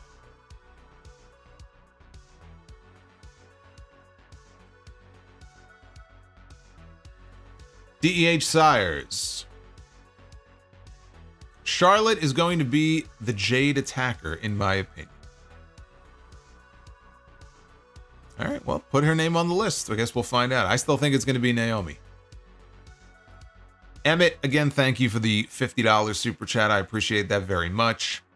DEH with another drop says, I would call up Jada Parker. She is great on the microphone. Jada Parker from NXT. Yeah, we should be getting some NXT call-ups with this move to 3 hours. Roxanne Perez, after she loses at New Year's Evil to Julia, Roxanne should be a shoo-in to be called up. I don't know which show she ends up on. Probably it should be SmackDown, but I think she's a shoo-in. Eminem with the $23 super chat. Off is the direction that Kevin Owens can fuck. He's going to get RKO'd by Orton at the Rumble. The problem that Triple H will have is either put Cody and Orton at WrestleMania or the three-way between Cody, Roman, and Rock. Bloodline Chapter 3. It's pretty clear we're not getting Cody and Randy Orton at WrestleMania. We are fast approaching the time where I think it's almost, there's almost not going to be enough time. Like, if Orton is not going to be back until the Rumble, or like right before the Rumble, he's got to go after Kevin Owens for what he did to him. Now, could he attack Cody as a swerve and blame him for everything that happened? Yeah, I mean, it's possible. He could hold Cody responsible for what happened. But it just doesn't feel to me like that's the direction we're going in. I think that should absolutely be under consideration for WrestleMania, but I think they're looking a lot higher, whether it's Rock, whether it's Cena. They're looking at something even bigger. Cody and Orton just doesn't feel like the plan. Orton and Owens would give them something to do, and they could work each other at WrestleMania. The Juliet brief montage of Wingy and show Triple H with the big with the big eagle. Wingy, are we calling you're on a first name basis with the eagle now? Is that what he likes to call? Is that what he likes to be called? Is Wingy?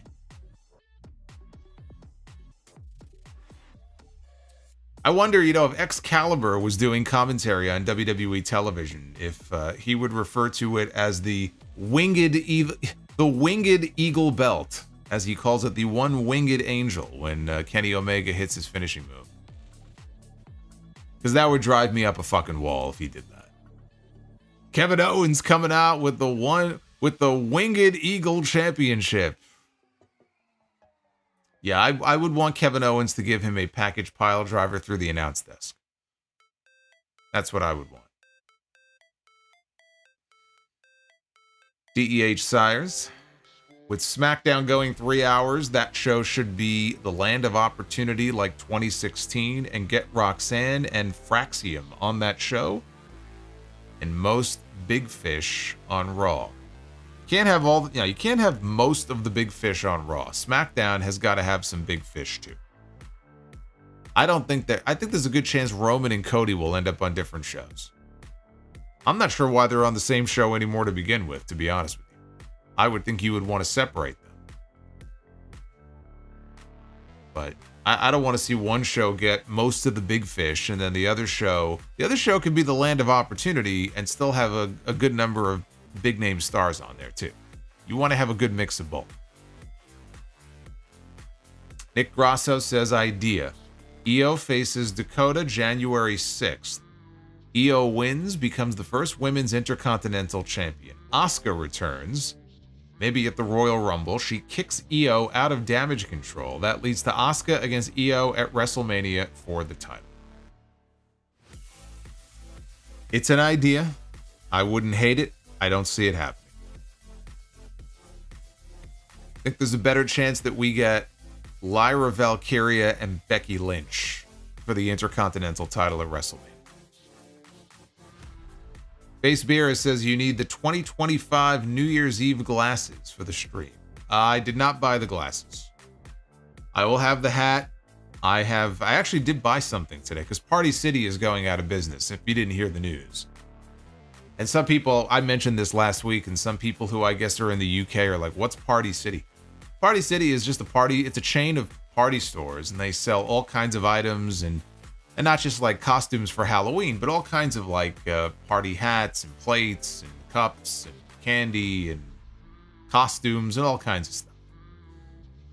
And so all of their stores are going out of business. So there's one not far from me, and I went in there, and of course it's like everything's on sale. But like I'm looking at some of the stuff in there, and it's like 5% off. I'm like, 5%? Like you're trying to get rid of all this shit. That should be 50%, motherfucker. 5% ain't gonna cut it. But I went in there because they had some New Year's Eve stuff, and I got like, it's like a honker. I don't even know how to describe it. It's like a cylindrical cardboard little tube, but it's got like a honker at the end of it. That's how I describe it. You squeeze it and it makes a funny sound. So I'm ready to go for New Year's Eve. They didn't have anything else. I go to the register to cash out, and the woman looks at me. I'm like, I'm holding this stupid thing, and she goes, "That's it? Like, you got sale items all over the store, and that's it?" I'm like, "Yeah, that's it. That's it." I mean, they had a cool looking crown that had like all these colored jewels in it for like New Year's Eve. I put it on my head, and I'm like, I don't like, is this a crown? And I look at it, it says tiara, and like girls wear tiaras. I'm like, I'm not gonna buy a tiara and wear it on the stream. Like, that's just weird. But I really liked the way it looked. I thought about buying it. It was like $6, but I'm like, no, it's a tiara. What the fuck am I doing here? Solomonster will not be wearing a tiara on the New Year's Eve stream. I don't care how cool it looked. Had all kinds of colored jewels in it and everything. Jeremy Rose. So I'm guessing since Cody is back, we can assume Super Cody Cena is retaining at the Royal Rumble. Sucks for Kevin Owens. He deserves a reign, even if it is short. Well, Cody was always going to be either going in as champion or challenging for the title at WrestleMania. So this really is not much of a surprise. This should have been expected. Let's be honest. Retro KOH, what are your thoughts on the Honeychrome extension scam? Big story amongst YouTube influencers at the moment. I'm just hearing about this. I'll have to look into this. I've not heard about it. I must be out of the loop for the holidays. I must really be out of it because this is the first I'm hearing of this. Send me some information on this. Base Beer says, purchase or vend. Rampage, what the hell does that mean? Vend?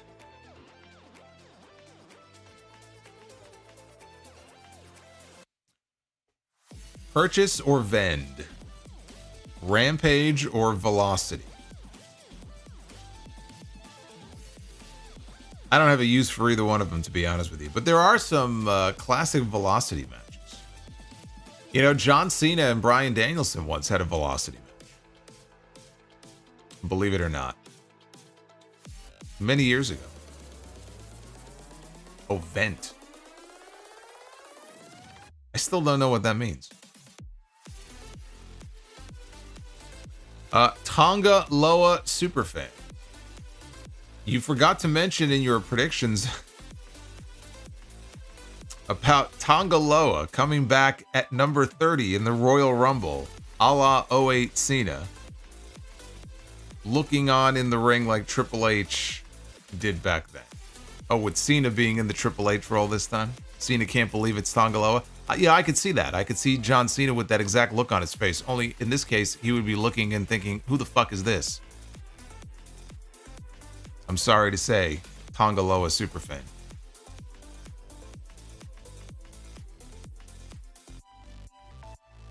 Justin G.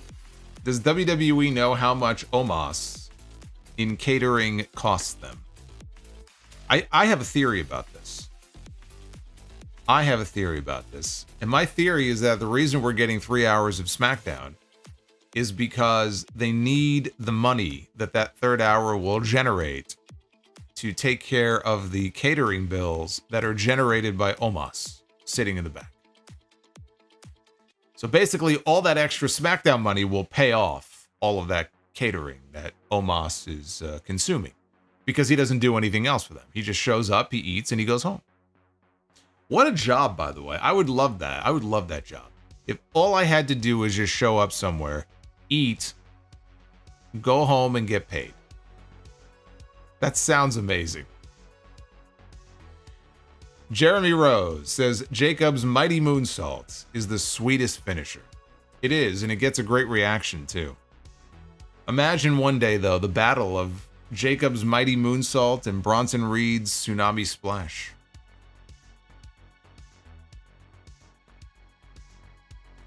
Base Beerus, I love this community that we call the GWO. One day you'll be streaming on one of those giant screens in Times Square. The Times Square Titantrons, maybe on New Year's. I don't know about that. That would be interesting, though. That would be pretty cool. I feel like I'd have to pay for that, though, and it would cost all the money I have, so we're not going to do that. Can only imagine how much that real estate must cost in Times Square. Mystic J44, is there anyone in the AEW women's division that you could possibly see making the jump over to WWE this year? Perhaps a certain DMD. I don't know what their contract situations are. There are a bunch of women who I could see in WWE at some point. Britt Baker is one, Jamie Hayter is another, Chris Statlander is another.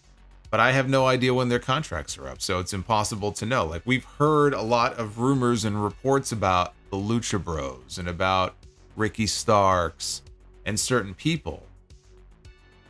I'm not aware of how many years any of the women have on their deals. You know, Mercedes obviously is locked in long term. She just started this year, so she's not going anywhere. Jon Moxley is signed through 2026 at least, maybe 27. So we know he has no interest in leaving. But the women, it depends. If Britt Baker's contract is up in 2025, yes, I could absolutely see her making the jump to WWE. DEH Sires says women coming in and returning: Roxanne, Jordan, Alexa, Carmella, Asuka, Becky, Charlotte, and Jade. They're going to have plenty of women for Triple H to work with and NXT. Jordan Grace is absolutely coming in. Alexa Bliss is probably coming back around Royal Rumble time if I had to venture a guess. Carmella's still dealing with nerve issues in her foot from her pregnancy. So she's been ready to come back. She's dying to come back. But she still doesn't know what's going on with her foot. So it's going to completely depend on her health. I don't think she's coming back anytime soon. Asuka should be back soon, though. Becky should be there on January 6th. I saw her in the Netflix ad for Raw. She wouldn't be in the ad if she wasn't coming back. Charlotte, she'll be back any week now. Roxanne's going to get called up for sure. And then Jade, yeah, whenever they feel like bringing Jade back. Because I don't believe Jade is really hurt. I know there's been conflicting reports. I don't believe she's hurt. She'll be back when they're ready to have her back. The Juliet, could Drew cost Roman in Tribal Combat on January 6th? That's what I proposed last week. It sure sounds like that's the direction they're going in.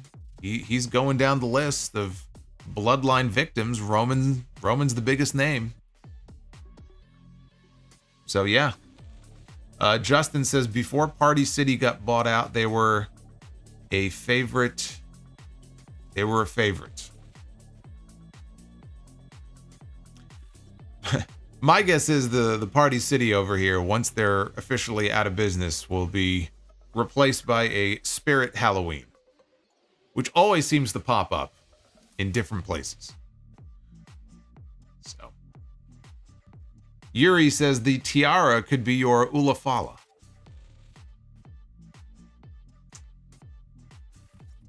It could be. I don't know how to react to that. I don't know what else to say. Pudgy Walsh with the $10 super chat. Pudgy Walsh was like Bob Sacamano, mentioned a few times, but never seen. Oh, okay. Yeah, he was mentioned a few times. Anyways, buy or sell Christopher Moltisanti or you said Polly Walnuts. You know, Paulie would fucking he'd rub you out for saying that, calling him Polly. You'd get one right in the back of your skull for that. Paulie Walnuts, one of the greatest characters in television history. Paulie all the way, man. Christopher was fucking annoying. He was annoying as shit. Always fucking up. He should have been taken care of a long time ago. Long before he was. I'm going Paulie all the way. Don't call him Polly.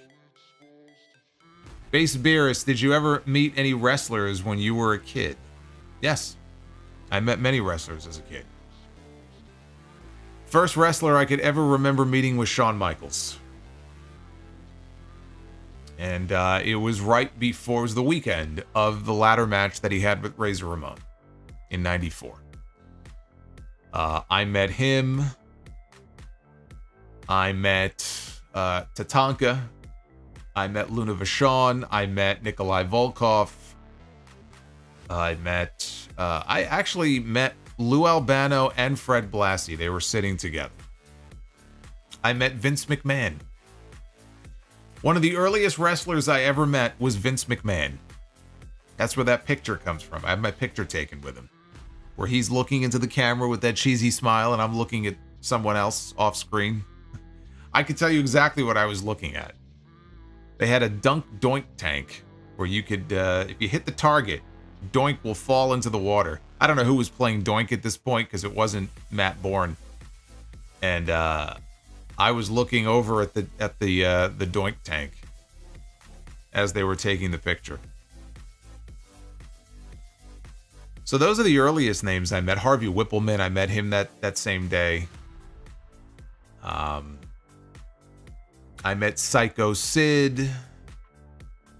Met Sid at Funtime USA, actually, which is where they shot that segment with Crash Holly going down the big slide when the headbangers were chasing him. It was a giant arcade place in Brooklyn called Funtime USA. Now it's just like a giant storage facility, but had a lot of fun times in that place too. Met Shawn Michaels there too, a second time. Hey, M. Mills. Welcome to the party. Good to hear from you.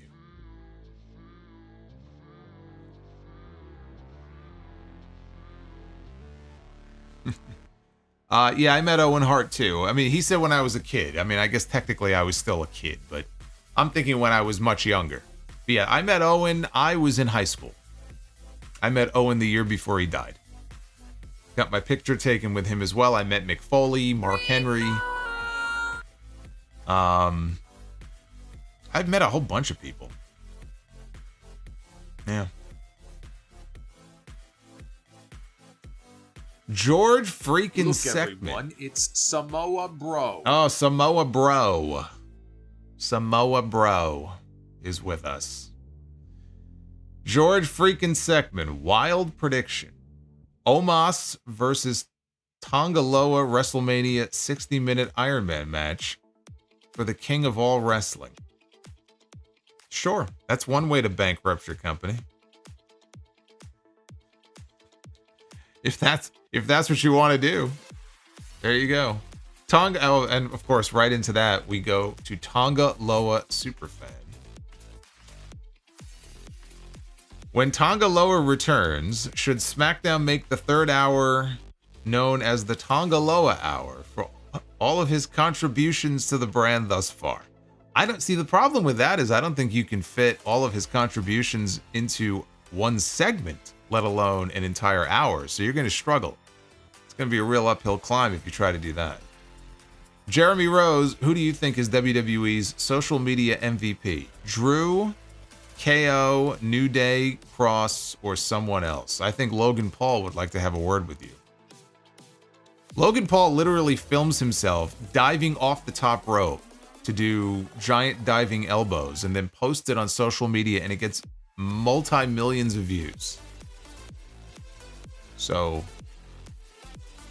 I think it would have to be him. Although I do love Drew McIntyre on social media. He is fantastic.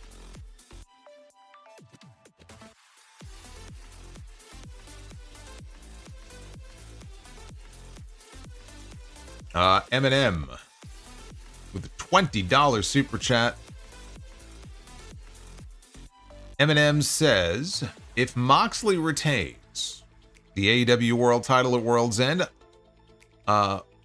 wish I could see happening. Do we see, he says wish, which I could see happening. Do we see Moxley against Darby Allin at Double or Nothing? No. I think we see it at Revolution.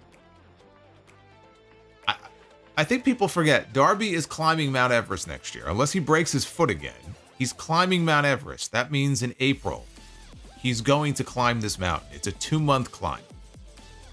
He is not going to be on the card at Double or Nothing. Revolution is 1 year since Sting's retirement. That's where you do it. If you want to give him a token title run, you do the this is how you do it. Darby Allin against Jon Moxley in the main event at Revolution. Darby Allin wins the AEW World title. Christian Cage takes his world title contract either that night or on Dynamite that Wednesday. Cashes in, beats Darby, wins the world title. Darby goes off to climb Mount Everest. That's how you do it.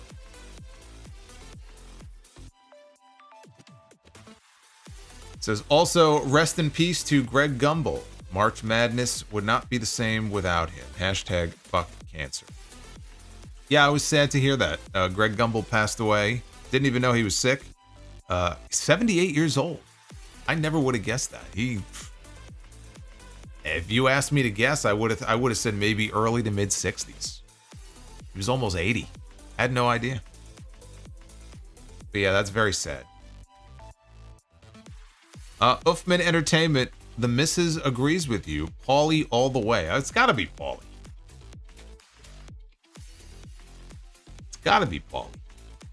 M. Mills with the 25. And another one. Thank you. Johnny Boy Vaccaro with a $10 super chat. The Tribal Championship could embark in a new order of factions. Replace factions like LWO with LTO, the Latino Tribe Order. WWE can have Japanese, European-like Nation of Domination. What are your thoughts? I think that would be a terrible idea. So I'm going to say no to that. It's not anything they need to be doing, and my hope is this whole Tribal Chief Championship rumor that was going around, they think better of it. And they put that away in the vault, they lock it away, and we don't speak of it ever again. Because that would be terrible. So, I mean, Johnny Boy, I applaud you for the creativity, but no, that is not something that I would do. Emmett, no message, just dropping another $19.99. Slim Yoshi with a $10 super chat. By the way, Johnny Boy, you got to get in the chat, man. You got to start interacting with everybody. I want to see your name in the chat, man. Slim Yoshi, which Rumble match do you believe is more unpredictable come February? I'm leaning more towards the men. Also, do you mind wishing me an early 23rd birthday? My birthday is tomorrow. Well, I will wish you a very happy 23rd birthday. I hope 23 is better than 22. And I hope that you have a great new year, and thank you for all of your support this year, Slim Yoshi. Slim Yoshi is one of our regulars here on the streams. Thank you very much, and happy birthday. Base Beer is buy or sell Rick Rude or Mr. Perfect? Oh, I didn't answer his question. Slim Yoshi, yeah, I agree. I think the men's Rumble is a little more unpredictable right now than the women's. So I agree. Base Beer is buy or sell Rick Rude or Mr. Perfect? Tough choice. Yeah, that is tough, but I'm going to go Mr. Perfect. I was always a Kurt Hennig guy, so I got to go Mr. Perfect. And Nightmare LLC, buy, sell, rent CM Punk's themes. Hashtag Let's Go Oilers. 3 words that, other than just now, you will never hear me repeat. Probably ever again. Buy, sell, rent on his themes. Cult of Personality, I gotta go number 1. I gotta buy on that. I'm going to rent on Miseria Cantare. And I don't hate it, but I gotta sell it here. This Fire Burns by Killswitch Engage. I gotta put that at the bottom. His Ring of Honor theme was great though. I gotta put that in the middle. I don't rank it above Cult of Personality, but that's how I would rank them. And then Tonga Loa Superfan. I know it's a tad bit early, but have you thought about who should induct Tonga Loa into the WWE Hall of Fame down the road? No, I haven't. But I would guess Tama Tonga would be the one to do it. Unless he doesn't want to do it either. Then I guess they just have to find some random person to do it.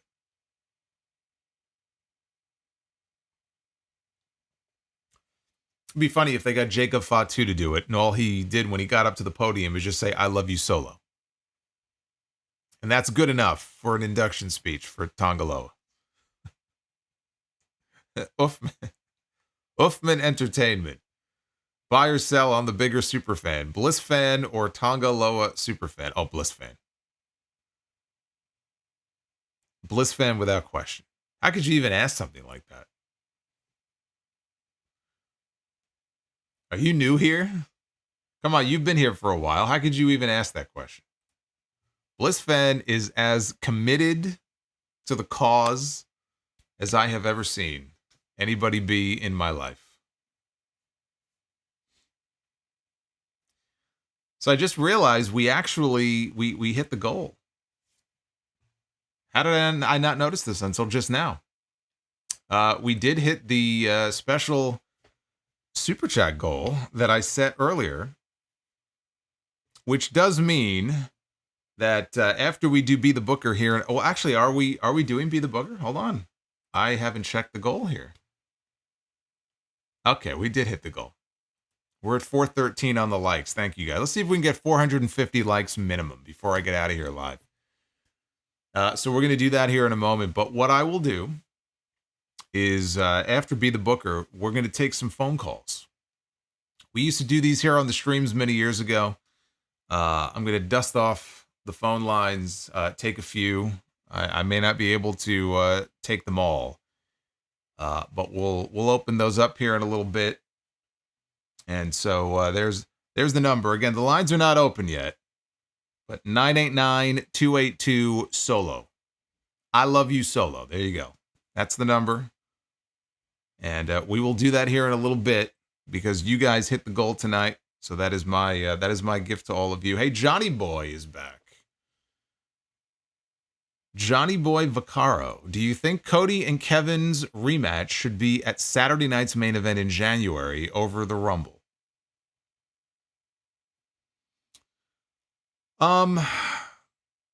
No, because you want Cody to be defending the championship at the Royal Rumble. And so that makes sense for it to be at the Rumble. It's still the Rumble. You want to have a big title match on that show. I don't know who, if anybody, Gunther is going to defend against. Maybe they save Gunther's title match for Saturday night's main event. They'll have to come up with something big for that show. But I think doing Cody and KO at the Rumble, it makes sense to do it that way. Let's be the booker. Ladies and gentlemen, it is now time to be the booker. Here we go. It is time to be the booker. See, this was happy times here in this image with Bret Hart and Shaw. I don't think I've ever seen Bret smile that much before. Look how happy they are. Happier times here with Bret Hart and Shawn Michaels. You love to see it. All right. Let's book some matches. This is one of the final Be the Bookers we're going to be doing this year. Oh, I should mention the fact that I'm going to be live tomorrow night. I haven't mentioned that, have I? I forgot. Yes, I'm reviewing World's End. So you got me live on YouTube tomorrow night. So maybe we'll hit the goal and we'll do Be the Booker tomorrow night too. But yes, I will be live after World's End. We have Randy Orton and Edge, rated RKO, the former Raw Tag Team Champions, kicking us off here in Be the Booker. We just selected them, I think, earlier this week. Right? We landed on them. It wasn't all that long ago. Edge and Orton. We're going to see Edge back on TV next Wednesday. Shh. Edge and Orton going to be taking on, oh boy, from NXT, it is Veer and Sangha. Or Sangha. We just veered right off the tracks is what we just did. We have ruined our chances of a clean sweep here in Be the Booker. Yes, there is a pay-per-view tomorrow. It is the final pay-per-view of the year. Believe it or not, there is a pay-per-view tomorrow. Oh, man. Indusher ruins it. Ruins it. Here in Be the Booker. Veer is coming for a buzz. Yes, he is. Women's Be the Booker, we begin with the former TNA Knockouts champion, Mickie James, who I included in my predictions for this upcoming year's WWE Hall of Fame class. Mickie is also going to be a part of that new LFG reality series. She's going to be one of the judges that WWE is doing. All right, Mickie James is a good sign here. Mickie James going to go one-on-one with Raquel Rodriguez. How are we feeling about this match? I'm leaning towards... I'm leaning towards a buzz. I defer to you. You got 10 seconds. How are you feeling about it? I want the consensus from you guys.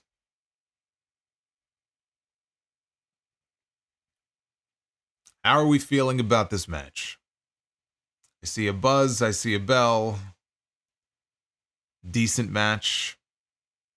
Yeah, but I would like to think we could do a little bit better than just decent. All right. You guys seem to think it would be a good match, so I was right on the 50-yard line. I could have gone either way on that one. We'll give it the bell.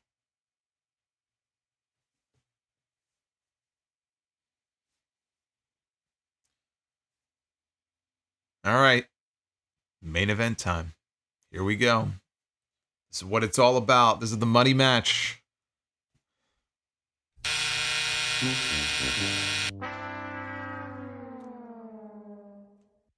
As in the draw no money match.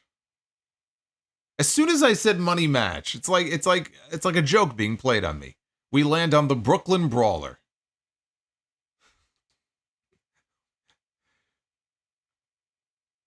Amazing. Absolutely amazing.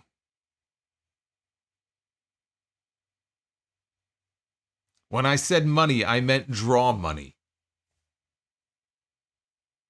Not burn it or flush it down the toilet.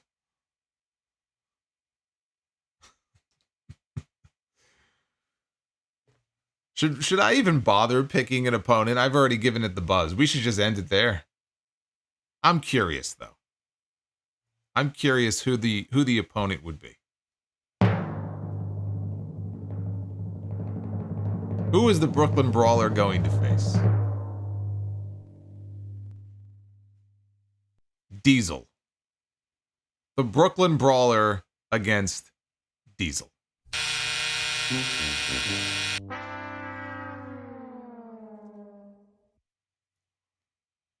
It's the kind of match that you would see when you wake up on a Saturday morning. You wake up so late, it's lunchtime, right? Because it used to start at noon here. Superstars comes on, and you see Diesel squashing the Brooklyn Brawler in 2 minutes. That's not a main event. I should pick a stipulation for this. Hold on a second. What kind of match? I need to know. I need to know what kind of a match Diesel and the Brooklyn Brawler would have. What are we putting Kevin Nash in? A stretcher match. Sounds about right. Diesel and the Brooklyn Brawler in a stretcher match. Well, I mean, if it's 2024 Kevin Nash, then he's definitely going out on a stretcher.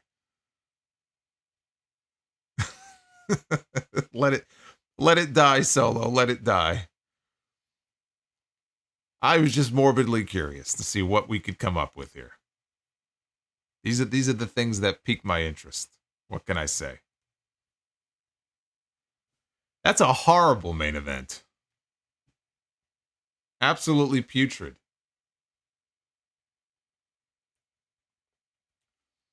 Uffman says Brett hasn't smiled that much probably since he punched Vince in the face. Probably.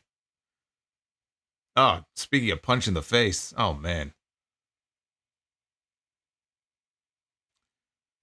Oh, man. Still feeling the effects. And Justin G with the $2. Brawlers walking here. I'm walking here. I'm walking here. Thank you, Justin.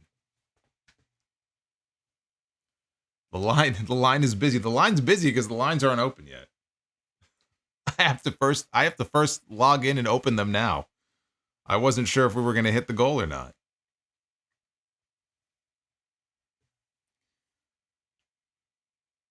Oh, man. All right. Well, like I said, we had a super chat goal tonight, and we have hit that goal. So what I'm going to do right now, bear with me. Bear with me. I'm going to get things set up. We're going to open up the phone lines for a few minutes. Hopefully this will work. It's been a while since I have done this. But stand by. I got to get everything sorted here. And then we'll take some calls. And again, like I said before, I'm going to be live tomorrow night. That will be for World's End, which hopefully will not be a 4-hour pay-per-view. But we shall see how that goes. All right. Let me log in here. And then I'll put the number back up on screen so you guys can see it. All right. All right. Here we go. Very good. All right, stand by, guys. Stand by.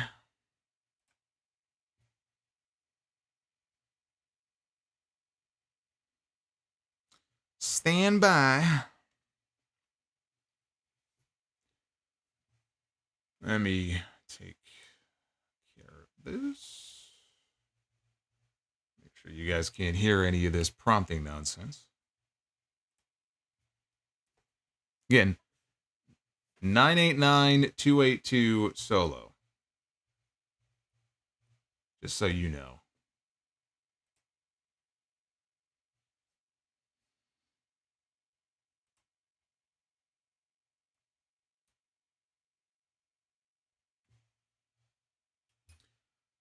All right, so let me put the number back up on screen for you guys. If you would like to call in, that's the number. And we'll see if this bad boy works here. But I want to thank you guys for hanging out with me here for the SmackDown recap. That was the final SmackDown review of 2024. So here's to many more in 2025. And just be aware, they're going to be starting at about 11:30 from now on. Because SmackDown is moving to 3 hours. So instead of me going live at 10:30, I'll be live at 11:30. Oh, joy. Juan Ocampo says, I want a Triple H pointing pic with you at Hog on January 17th. Are you coming to the show? Are you coming to Chicago for the show? Oh, boy. That'll be fun. That will be fun. Boy, the lines have lit up. So if you were trying to call in and you're getting either a busy signal or something, it's because the lines are all full. So just be aware of that. Just be aware of that.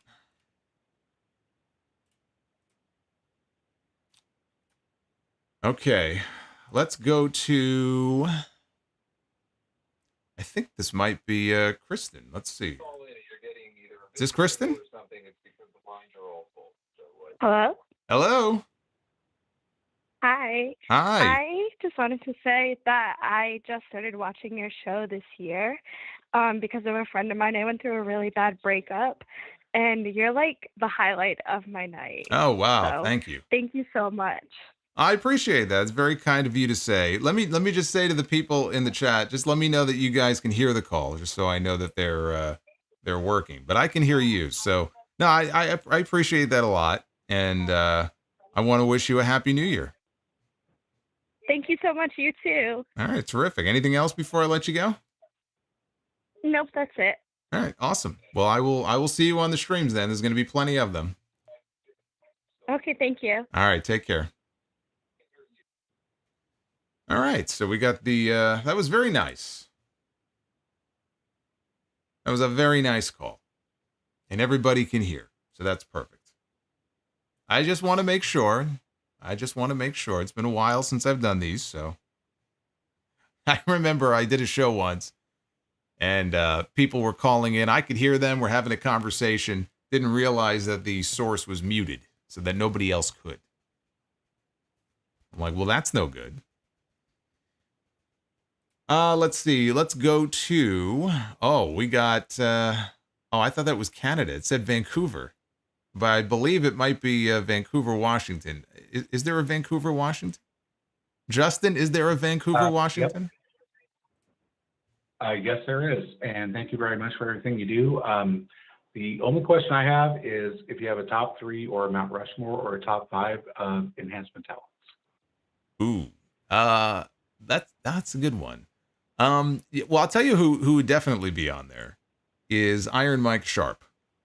Because when I was watching like the syndicated shows, he was always jobbing out to somebody, but he would always be very animated. He would always yell. Like if you punched him, he'd be like, oh, hey, hey. He was always very loud. That's what I remember about him. So he would be on there.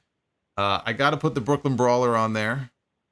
And, oh God, if I had to pick a third one, you know what? I'll go with Dwayne Gill.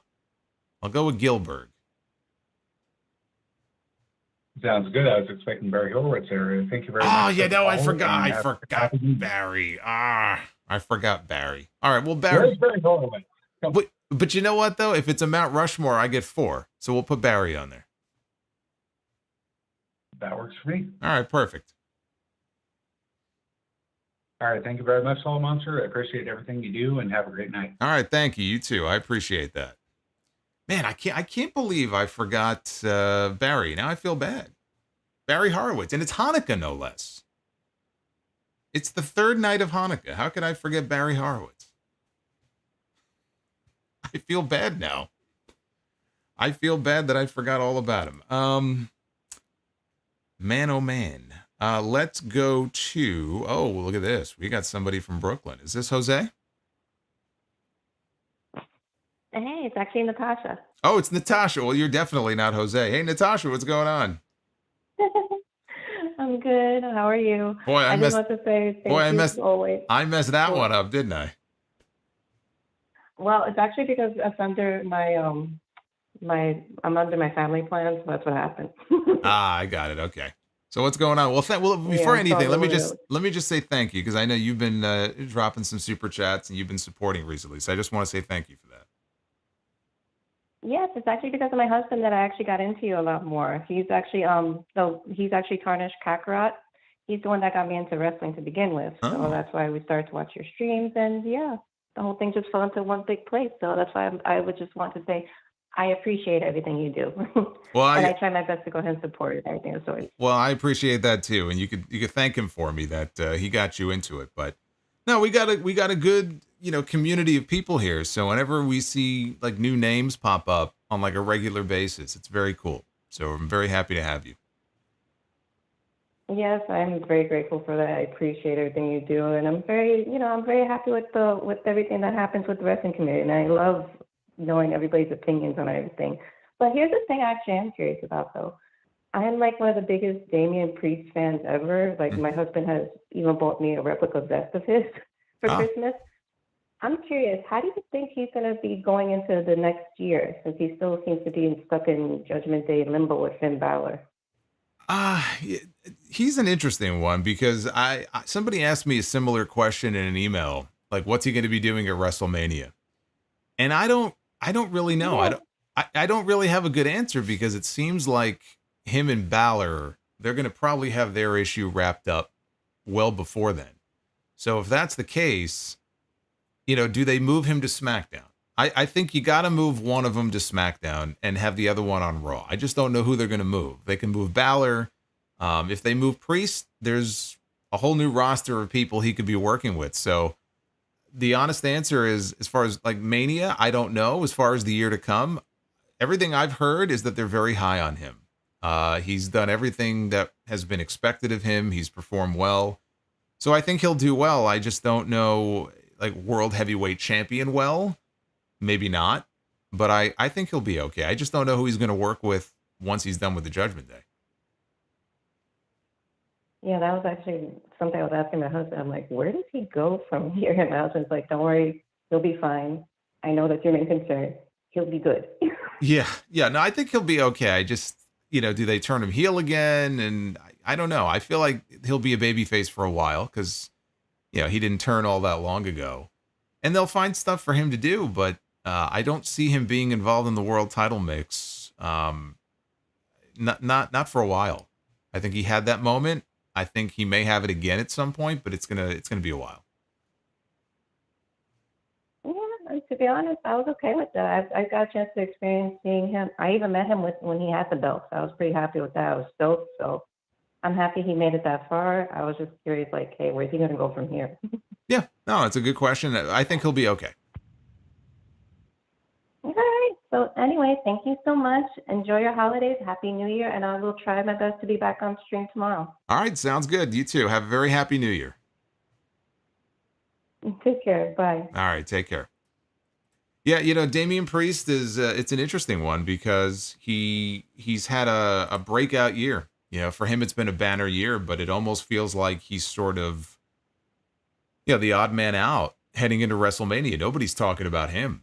Nobody's talking about where's he going to end up and what's the WrestleMania match going to be for him. It's 2 nights. He should have a big match on one of those nights. If it's not still against Balor, I don't know. It's going to have to be a brand new program, and I don't know who that's going to be with. It's the Maybe McIntyre. I don't know. Maybe Drew McIntyre. Jerry Lawler loves Gunther the Magnificent.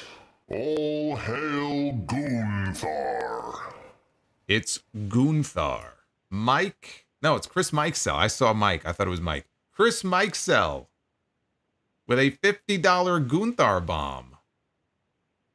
Dropping a birthday bomb. It's my birthday plus baby update. My wife is not keen on Jason, but she likes Solo as the middle name. Much love. Happy New Year. And I share a birthday with Denzel Washington. I love that little factoid at the end there. That's very cool. Doesn't like Jason, huh? Solo is a middle name, though? Yeah, that'd be pretty cool.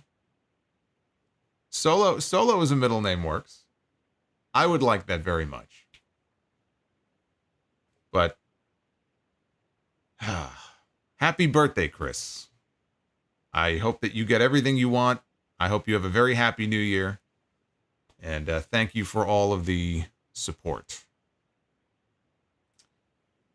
Let's go. Let's see. Who do we go to here? Let's go to Ohio. Ohio, what's going on?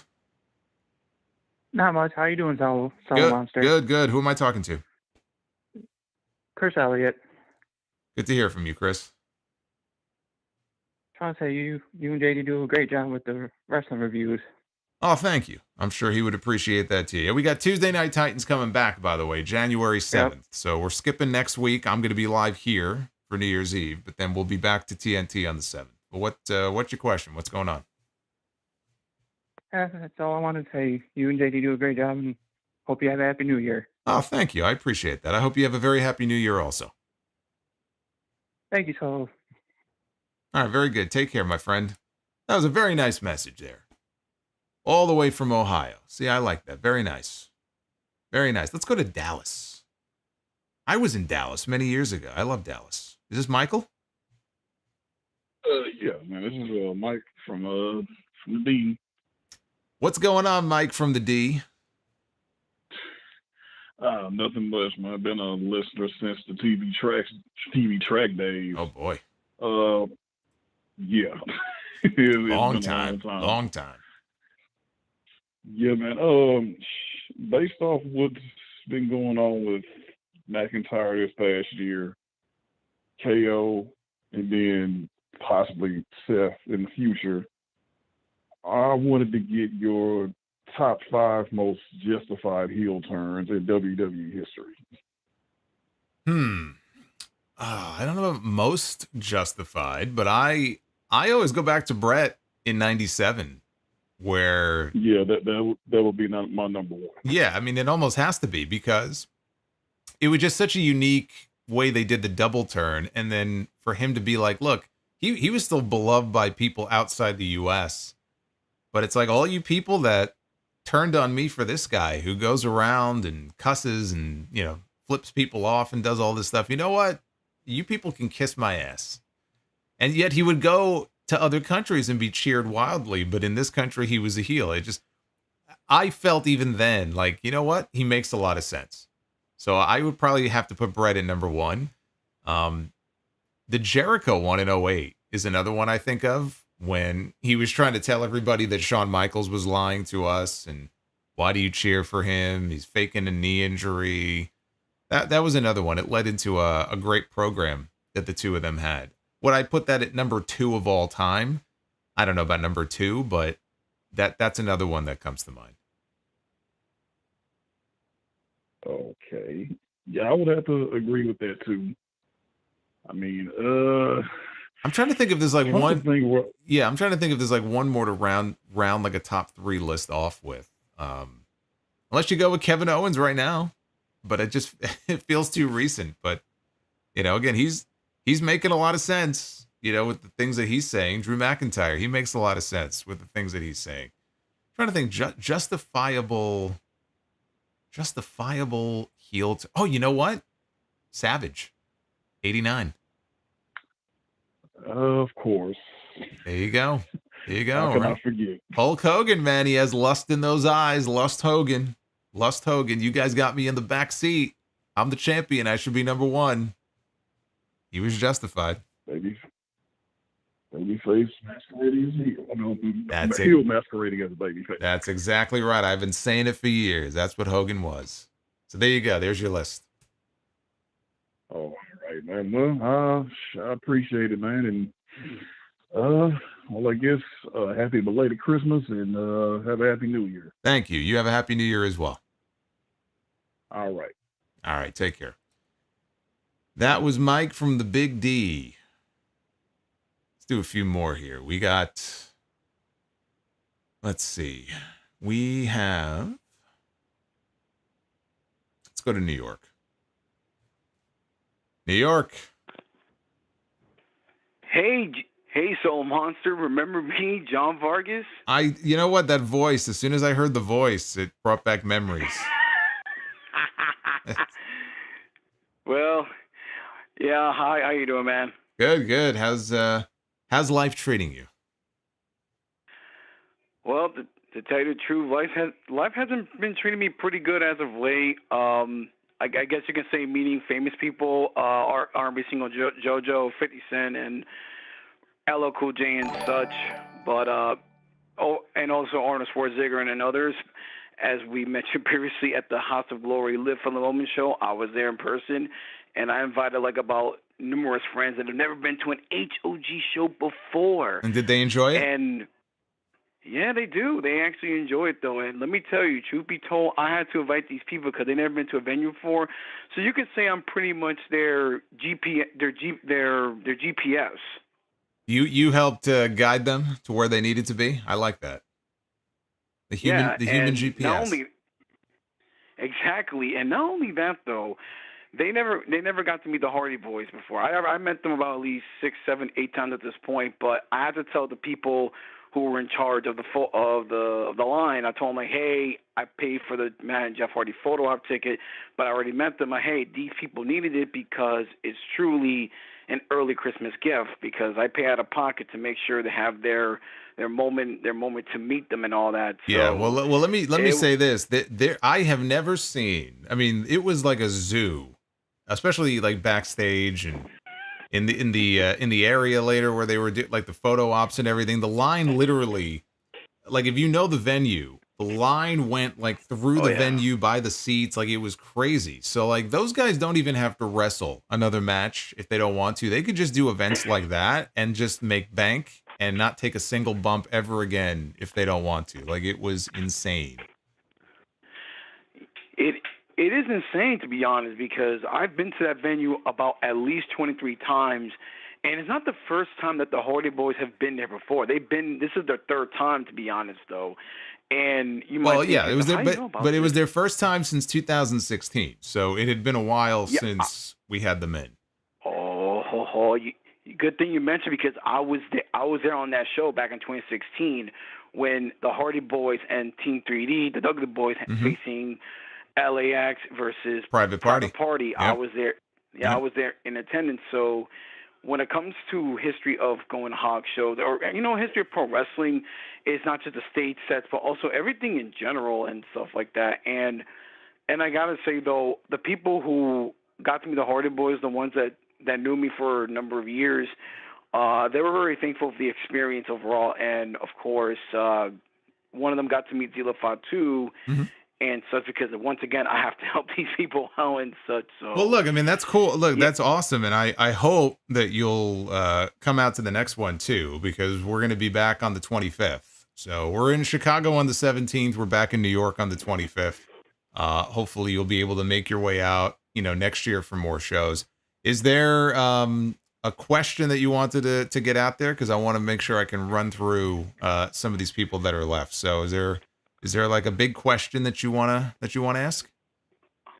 Oh, sure. I have a question, and don't worry, it's for wrestling related. Okay. This is another one. Here we go. This is it. Buy, sell, rent, or donate. In terms of stage sets, SummerSlam 2002, SummerSlam 2003, SummerSlam 2007. SummerSlam 2008 in terms of stage design, stage sets. Oh man. Well, I'm gonna be honest with you. I remember the SummerSlam one from 2002.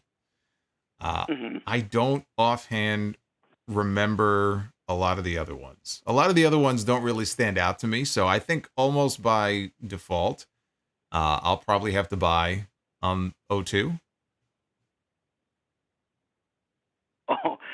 02, I mean, Well, I mean, again, I remember- just don't remember. I mean, the sets for WrestleMania tend to stand out more to me than like SummerSlam or Survivor Series. There's a period there, like in the mid to late 2000s, where a lot of those non-Mania sets, they just sort of, like when I think back, they just sort of blend together for me.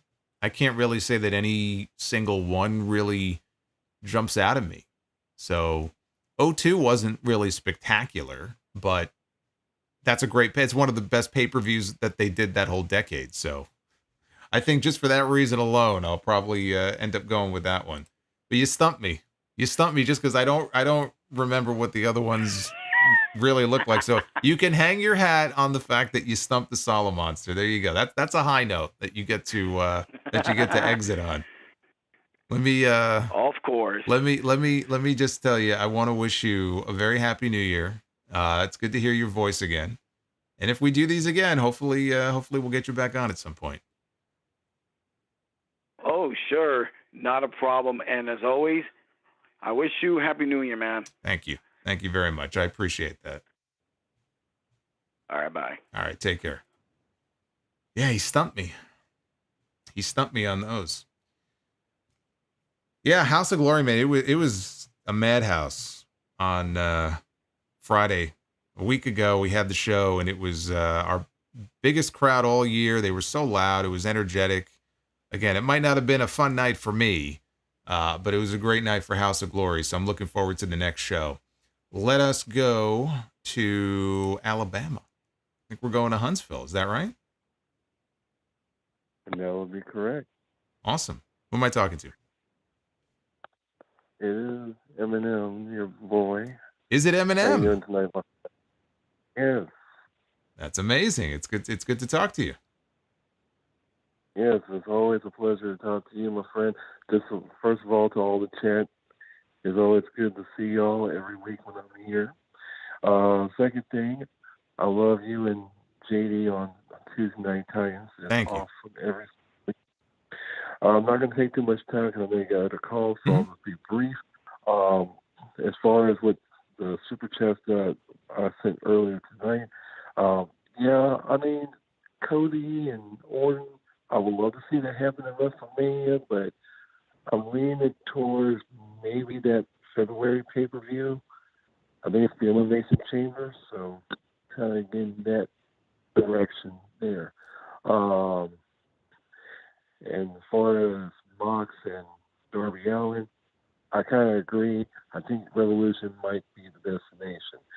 The main question I want to ask you, and into 2025, we're talking about TNA, we're talking about WWE in terms. Do we see Jordan Grace and or Joe Henry officially being on the roster? The WWE roster? Yeah. Yes. Yes to both. Oh, yeah. NXT or the main roster?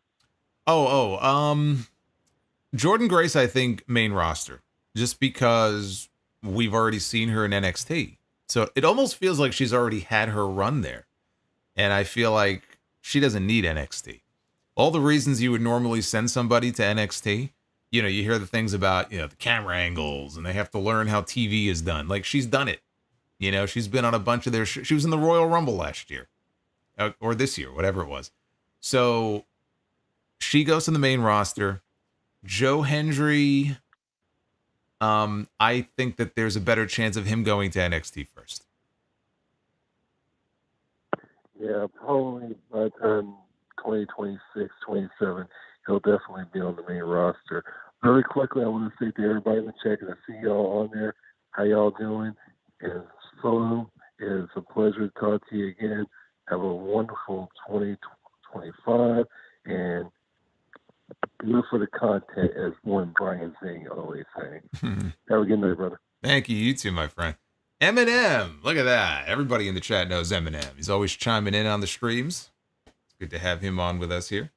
Actually, you mentioned the super chats. I want to make sure I don't miss these. Base Beer, is awesome to see the phone call gimmick back. Well, you guys hit the goal. We may do this again. We may have to set another super chat goal soon. We'll see. And I Love You Solo says, Beast Mortos, attorney at Roar. Yes. Yes. Not to be confused with Harvey Birdman, attorney at law, which was a great show. I have the DVDs. Let's go to, I think this might be Brian. Is this Brian? Yes. Hey, Brian, what's going on? This is Brian Alex. I'm the guy that comments in the chat every once in a while. Okay, I want to know if Rick Rude was alive and he was still in his prime, would Triple H put the title on him or what?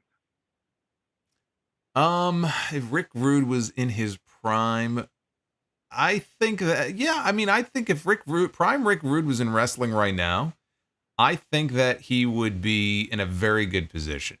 I think that he would do very well. I don't know that Rick Rude was necessarily like the best promo. He's not going to be the best promo in the company, but Yeah, I put him with somebody like Paul Heyman as his, well, he was at one point, right? Wasn't he? Yeah. Wasn't Heyman with him in WCW? Yeah, the Dangerous Alliance. The Dangerous Alliance, yeah.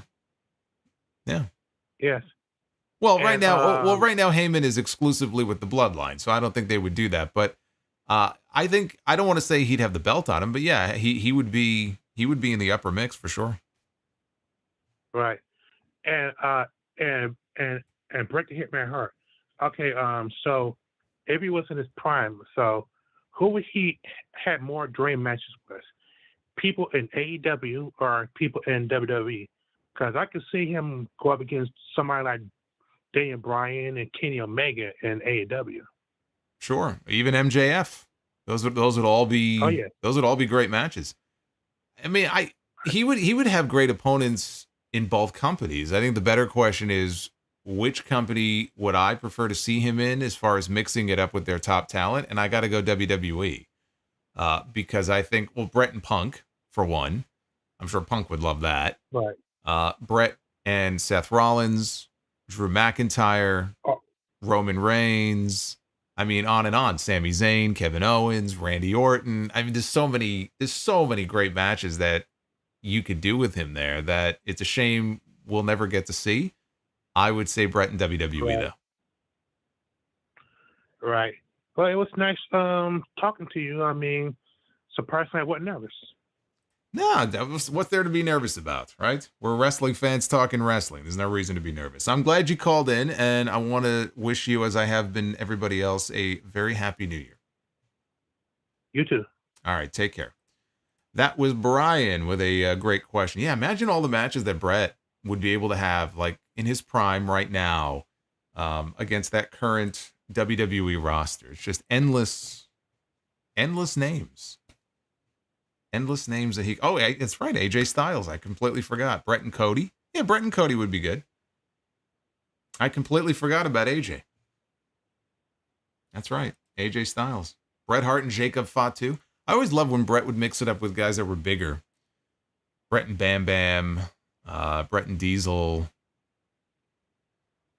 Bret Hart and Jacob Fatu. Man, oh man. Oh, what might have been. But that's not how life works, unfortunately. Let's go out to the West Coast. I think this is out in California. Is that right? Yes. Oh, wait a minute. Is this who I think it is? Yes, it is. Is this the one and only? Announce yourself. You betcha. Announce yourself. Let everybody know who I'm talking to here. Ladies and gentlemen, this is Luis Alejandro from Los Angeles. Oh boy, it is Luis. For the first time in years, he is back. Oh yeah. So what's going on? I haven't seen you. I haven't seen you. How are you doing? Well, first of all, don't talk over me. I haven't seen you in the chat. I haven't seen you anywhere. Were you on the stream tonight? Are you just kind of lurking in the background? I'm lurking in the background. Okay, well now you're in the foreground. So let me know what your question is. Hit me with your question. First of all, how you doing? I'm doing fine. I don't know. Ask me that question in 2 minutes after you ask me your question, and I'll be able to give you a better answer. It depends on what your question is. All right, so in regards to Raw and Netflix, how is Netflix going to handle the stream? I think Netflix is going to handle the stream just fine. I mean, they did well with the NFL games on Christmas, and they had a lot more people watching those games, so I think it should be fine. I mean, they've had a year to get ready for this, so they better be ready. And secondly, who do you think will be WWE champion in 2025? Who do I think will be WWE champion in 2025? John Cena will at some point be WWE champion in 2025. I'm going to throw you a curveball. I don't see Cena winning the title in 25. And I'm not seeing him as a 17-time world champion. Okay. No, I mean, I'm sorry, but his time has come and gone. I don't disagree with you. But I think it's going to be too irresistible for them to pass up the story of him breaking the record and being number one.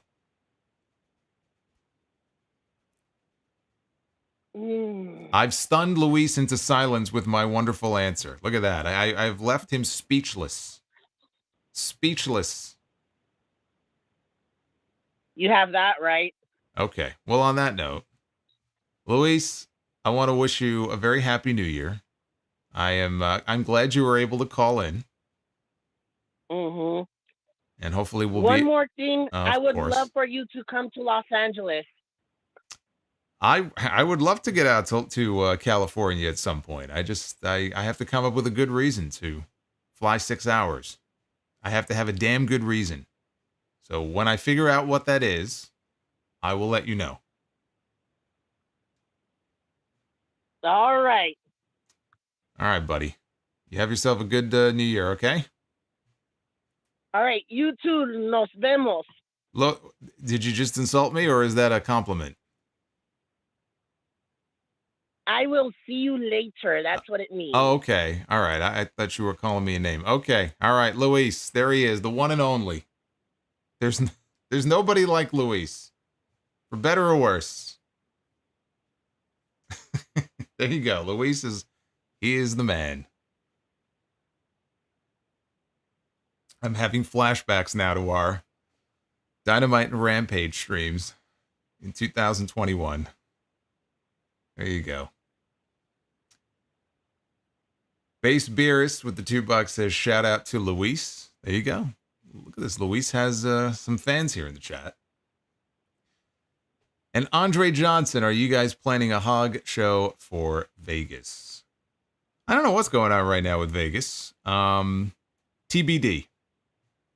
TBD. One step at a time. Right now we're working on Chicago. So we're going to Chicago on January 17th. I should be there. And then we'll take it from there. But that's the best answer I can give you right now.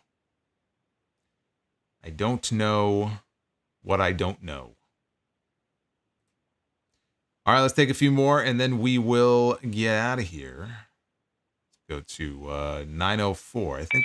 Oh, my God. Please turn that down. It's getting feedback. 904. What's good with you, Jason? Hey, what's going on? Ain't nothing to it, man. Is this George? I'm here in Jacksonville. Yes, sir. All right, George. George in Jacksonville. You're the home of AEW. Yeah, man. Yes, that's about right. All right, so what's your question, George? What's going on tonight? Miles from Daly's Place. Hey, you're not far. Man, good, man. You're not I hope far. you had a good Christmas and a happy New Year, Jason. I had a very good Christmas. I'm looking forward to New Year's Eve here. Solomon stuff. That's it.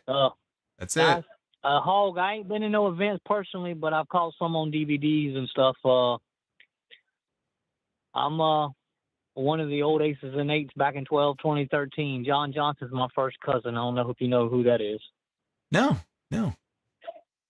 Wes Briscoe and Garrett Bischoff, my boys. Yeah, we go way back. Oh, wow. Very yeah, man, cool. it's a small world, man. But we were doing some stuff up in Atomic Revolutionary Wrestling. It's Atomic Legacy Wrestling now. I'm sure you probably heard of it. Mm-hmm. Yeah, Alex Red and all them. That's my boys. Very cool. But yeah, man. Seth and Punk's gonna be good coming up. We got Raw Netflix starting, man. Can't wait. We got let's see. We gotta have maybe Brock. You think Brock's gonna show back in 2025? Maybe. If he is, I mean, it's probably a late year If thing. not 2026. Yeah, I'm gonna say no right now. Yeah, with the Vince McMahon scandal and all that crazy crap going on a while back and all that crazy stuff, you know how that goes. Until any of that stuff is resolved, we're not gonna see Brock. Yeah, I agree. So man, what do you think is gonna go on, man? I heard you say Cena's gonna be the champ for 2025. I believe it too. I believe what you're saying. I don't believe it'll be Mania. I believe maybe SummerSlam or something like that. Well, I mean that's what I think would make more sense. It sounds like they might be looking at Mania, but I guess we'll find out. I do think at some point though, I just think it's going to be too hard for them to pass up. They're going to want that moment. I think they see him as their GOAT, and so they're going to want him, I think, to have that record. And man, if I get a chance, man, I get to come see a Hog show. I'll holler at you, man. Come talk to you. Yeah, definitely. No, definitely. I hope you make it out to one. I'm in Duval. I'm living a personal, peaceful, private life now. I don't mess with too many people. Got some medical problems and stuff. You know how that goes. Just hanging in there, man. That's about it, man. All right. Well, look. Watching TV, watching wrestling, AEW, TNA. You know, go back. TNA, AEW. I watch a Hog. Little WoW once in a while. You know how it is. A little independent. Yeah, put the word out about my boys' company down there in Cocoa and down in Florida, the Atomic Legacy Wrestling. Yeah, I mean, there's a ton of great independent wrestling, but you'll find a lot of it up and down the East Coast, whether it's New York, Florida, Georgia, the New England. I mean, they got they got great promotions all over the place. So shout out to all of them. And in 2025, I hope with Aces and Eights, you never walk alone. Oh my God! You know what? You know what the best part of Aces and Eights was? The theme song. Yeah.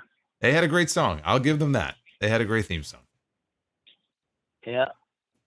All right, man. Look, I want to wish you a very happy New Year. And hey, man, same to you, man. I hope you had a Merry Christmas, like I said, a Happy New Year, and catch up with you, Mr. Jason, when I get time.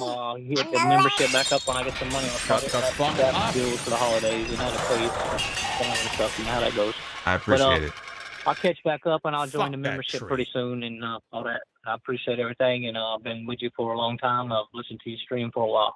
Thank you, man. I appreciate that very much. Have a great New Year. You take it easy, be blessed, and I'll talk to you later. All right, sounds good. There it is, George from Jacksonville. I think he said not far from Daly's Place, which is a great little venue they got. I've never been to a show at Daly's Place, but they were very lucky to have it during the pandemic. I'll say that. Retro KOH with a super chat. Buy, sell, rent on Shawn Michaels themed cover. William Shatner, Perk Angle, or Luis. Well, we could disqualify Luis from that. We got to go. I got to go Shatner on this one. I got to go Shatner and then Kurt Angle. And speak of the devil, Luis with a super chat. I know a lot of Spanish, and I know a really good Salvadoran place here in LA. You'll love the pupusas. Cena as champion in 2025, a big nana. Don't see it at all. What is that pupusa? I don't know what that is. I'm not going to be shoving any pupusas in my mouth unless I know who it's from. Just so you know. All right, let's see here. Let's go to... God, there's so many. Let's go to New Jersey. 862.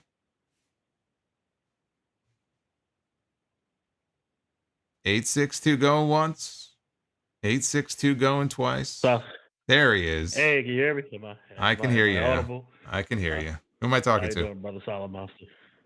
My name is Berger. It's good to meet you, my friend. Good to meet you. You helped me make some money some months ago. Sort of crazy. I made a little image of what it like Liv of Dom Mysterio. Basically, I put Rhea Ripley and Liv Morgan on Hulk Hogan and Macho Man, and you retweeted it. Somebody messaged me. It was like, "Can you do thumbnails?" And I was like, "Sure. I don't see why not." And Oh, wow. I picked up a couple of gigs because you retweeted it. So, That's awesome. I'm glad to hear that. Yeah. Really kind of you. Appreciate that. Of course. Little things that count. My question is actually about your thumbnails. Actually, recently I've noticed that the style has changed, so to speak. Yes, I indeed. sort of like what sort of do you have a new graphic guy, or was it like, did you just feel like it was time for a change? I'm really big into like the little stuff like that. Yeah, I mean, I just wanted to try out something different, and I've been doing a lot of the graphic stuff myself recently, and so I linked up with my boy Steve. Shout out to Steve Mello, and said, "Look, I have an idea for what I picture it in my head, and if you can make the box for me, that yellow box." And of course him, I mean, he's an expert in this. So he did that part, and I just kind of took over from there and played around with it until I got it the way that I wanted it to look. And I said, you know what? I like the way this looks. This is pretty bitchin'. So I'm going to go with this from now on. But that's really how it came about. I get bored very easily. So, every now and then it's like, let's change things up a little bit. You'll notice, going forward for the, probably it'll be pay-per-view only streams. Like the layout, like you see here, the layout is centered. For the pay-per-views, right. You saw it with Saturday night's main event. I think what we'll do is we'll have the window off to the right, and then I'll put art kind of on the left side. And that'll just differentiate the weekly streams from the pay-per-views. And so it's just stuff like that. I like changing things up, but a lot of it, now a lot of it I do on my own. I just, it's more time consuming that way, but I just love doing it. I was doing a lot of amateur artwork stuff even 25 years ago when I was doing like e-fetting and stuff. And I was like, you know what? Let me try my hand at this. And that's kind of where I started doing some very amateur graphic stuff. So I love that stuff. So anyway, that's where that came from. Yeah. Yeah, it stands out. I love it.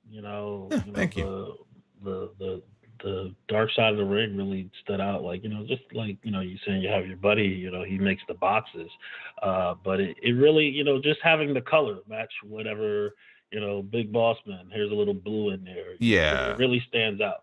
Yeah. And again, I really like, man, it's cool. Yeah, no, I mean, and again, that I enjoy working on that too. And again, I got to give a shout out to Steve, because he helped kind of set me up with templates or part of the templates, and then I kind of take over from there and put the things where I want them to be, and it's like it's a winning combination. So I'm glad that you noticed. I'm glad that you enjoy it, because that makes me happy. But thank you, I appreciate that. Yeah, awesome. Quick question, because Sure. Everybody's asking a wrestling question, and Sure. I feel like I should. So we have Dark Side of the Ring. What if there was a bright side of the ring where it sort of celebrates the positive that wrestlers have done who are no longer with us?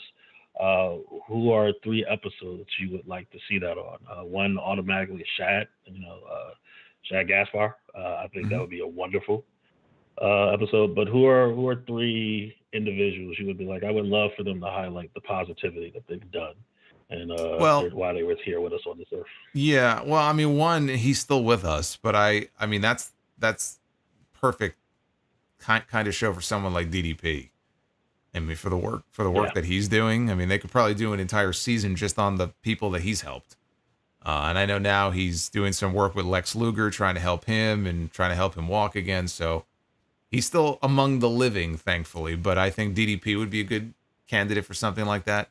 I mean, there's a lot of good people who worked in the wrestling industry who are no longer around, whether it's talent or promoters, who would probably, fit the bill for something like that, as far as they had a great reputation, they were just good guys to work with, or promoters who took care of people. I think that was one of the things about Sam Mushnick who promoted it. I think he gets a lot of people who praise him.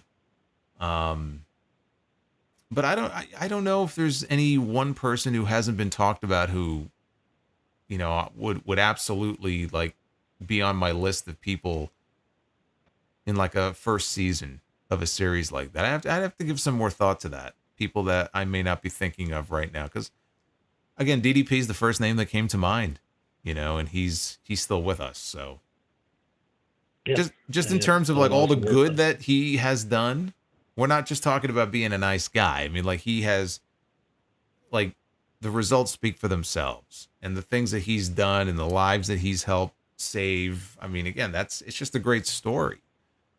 So, or you know what, you could take people who were going down a dark path and turn their life around and call it bright side of the ring. They went from the lowest of lows to the highest of highs. So that could be the premise of it too. But the thing about it is why is there no bright side of the ring? Because it doesn't sell. It doesn't sell like a dark side of the ring does. People gravitate towards that kind of stuff. Remember E! True Hollywood Story?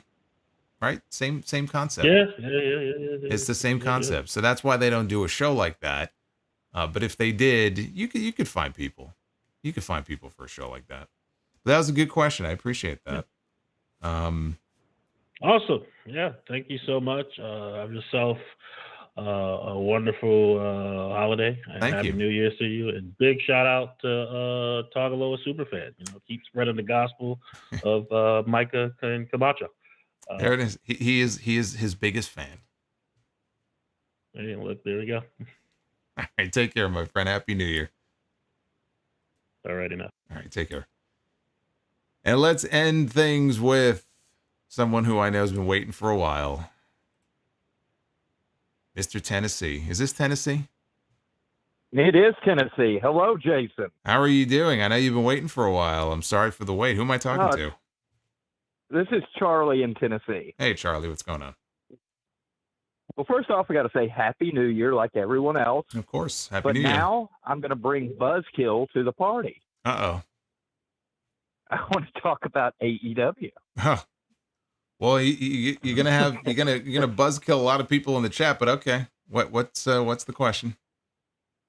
Okay, I've been a fan of wrestling for a really long time, and when AEW started, I thought it was amazing.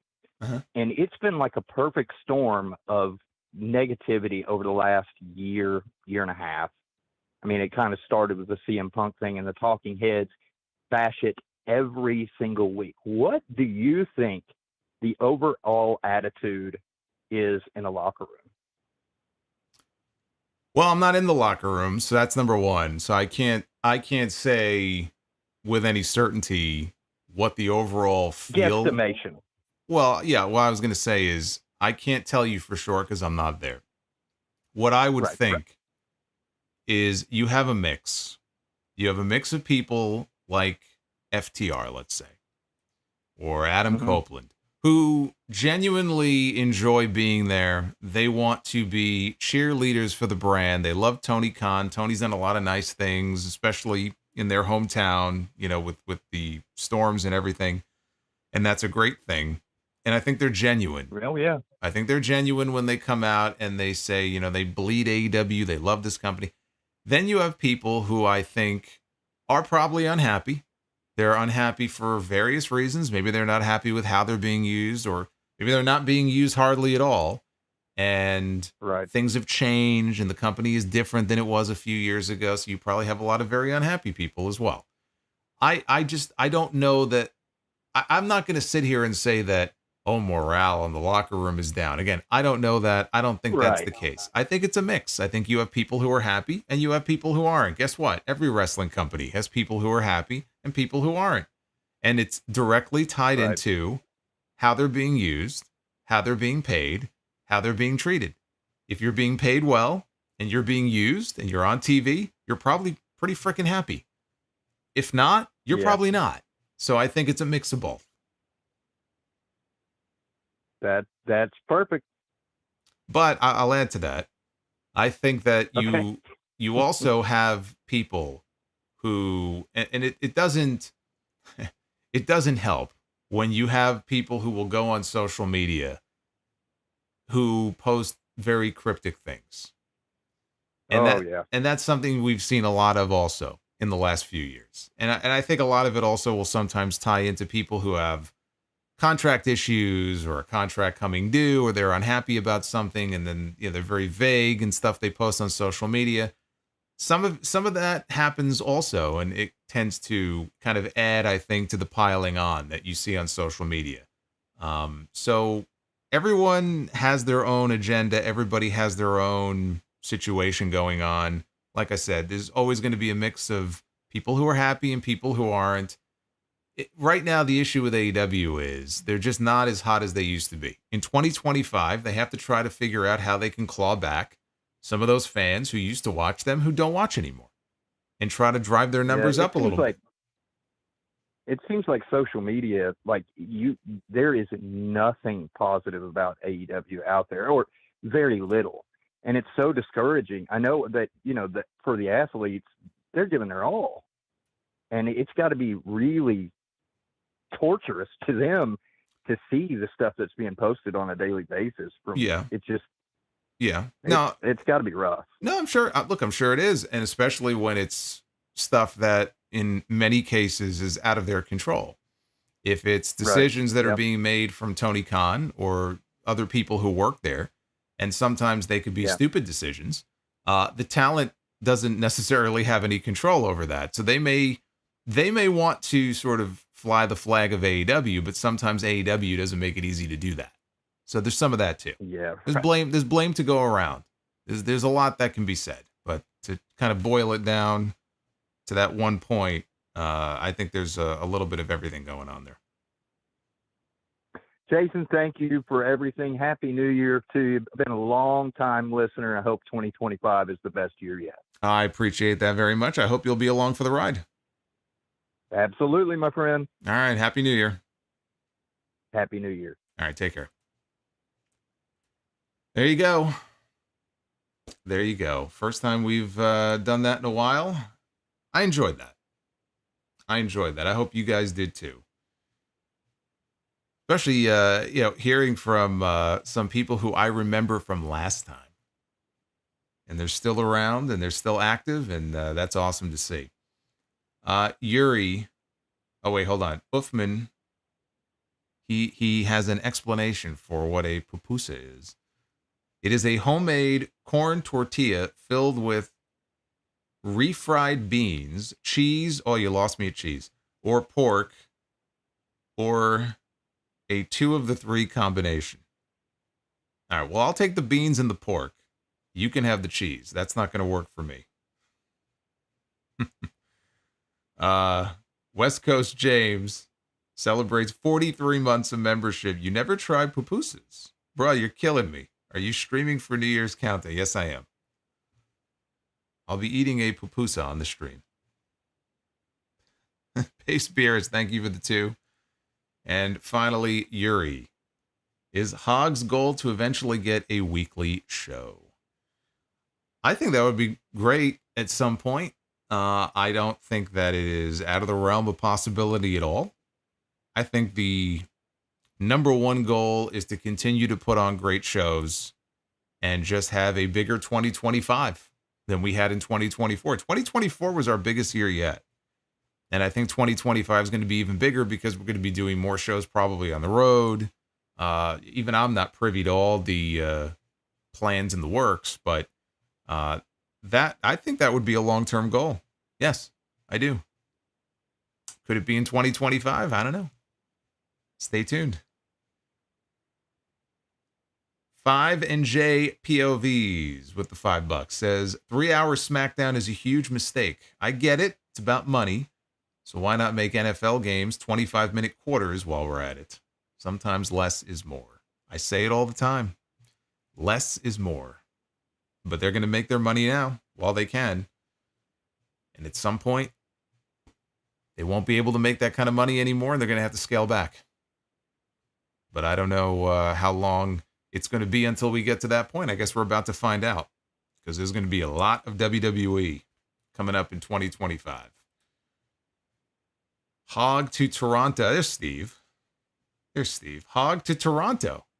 Yeah, Toronto's a great wrestling city. Could be. Could be. See, now you're talking like cross-border. That gets expensive. Got to get everyone's visas and passports, and I don't know. I don't know if that's in the works or not, but we'll see. I can't rule it out. That'd be great. I better see you there. I'll tell you that right now. If we go to Toronto, your ass better come out.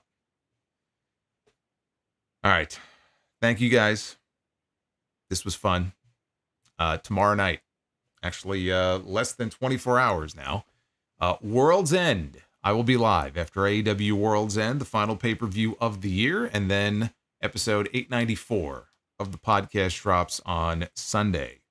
So with all the fallout and all the other news of the week, get your questions in for the mailbag. I'll try to get to as many of those as I can. And we stream live on Monday night. We stream live for New Year's Eve. I'm probably going to go live around 10, but it'll be between 10 and 10:30 Eastern for sure. Because the plan is to, other than just hang out and talk about not hitting the mic, other than talk about whatever we're going to talk about, go over the top matches of 2024. We're going to do that on New Year's Eve. So hopefully you guys will join me for that. Be well. Stay safe. I will see you guys for the World's End stream. Until then, have a good night. See you there. Take care.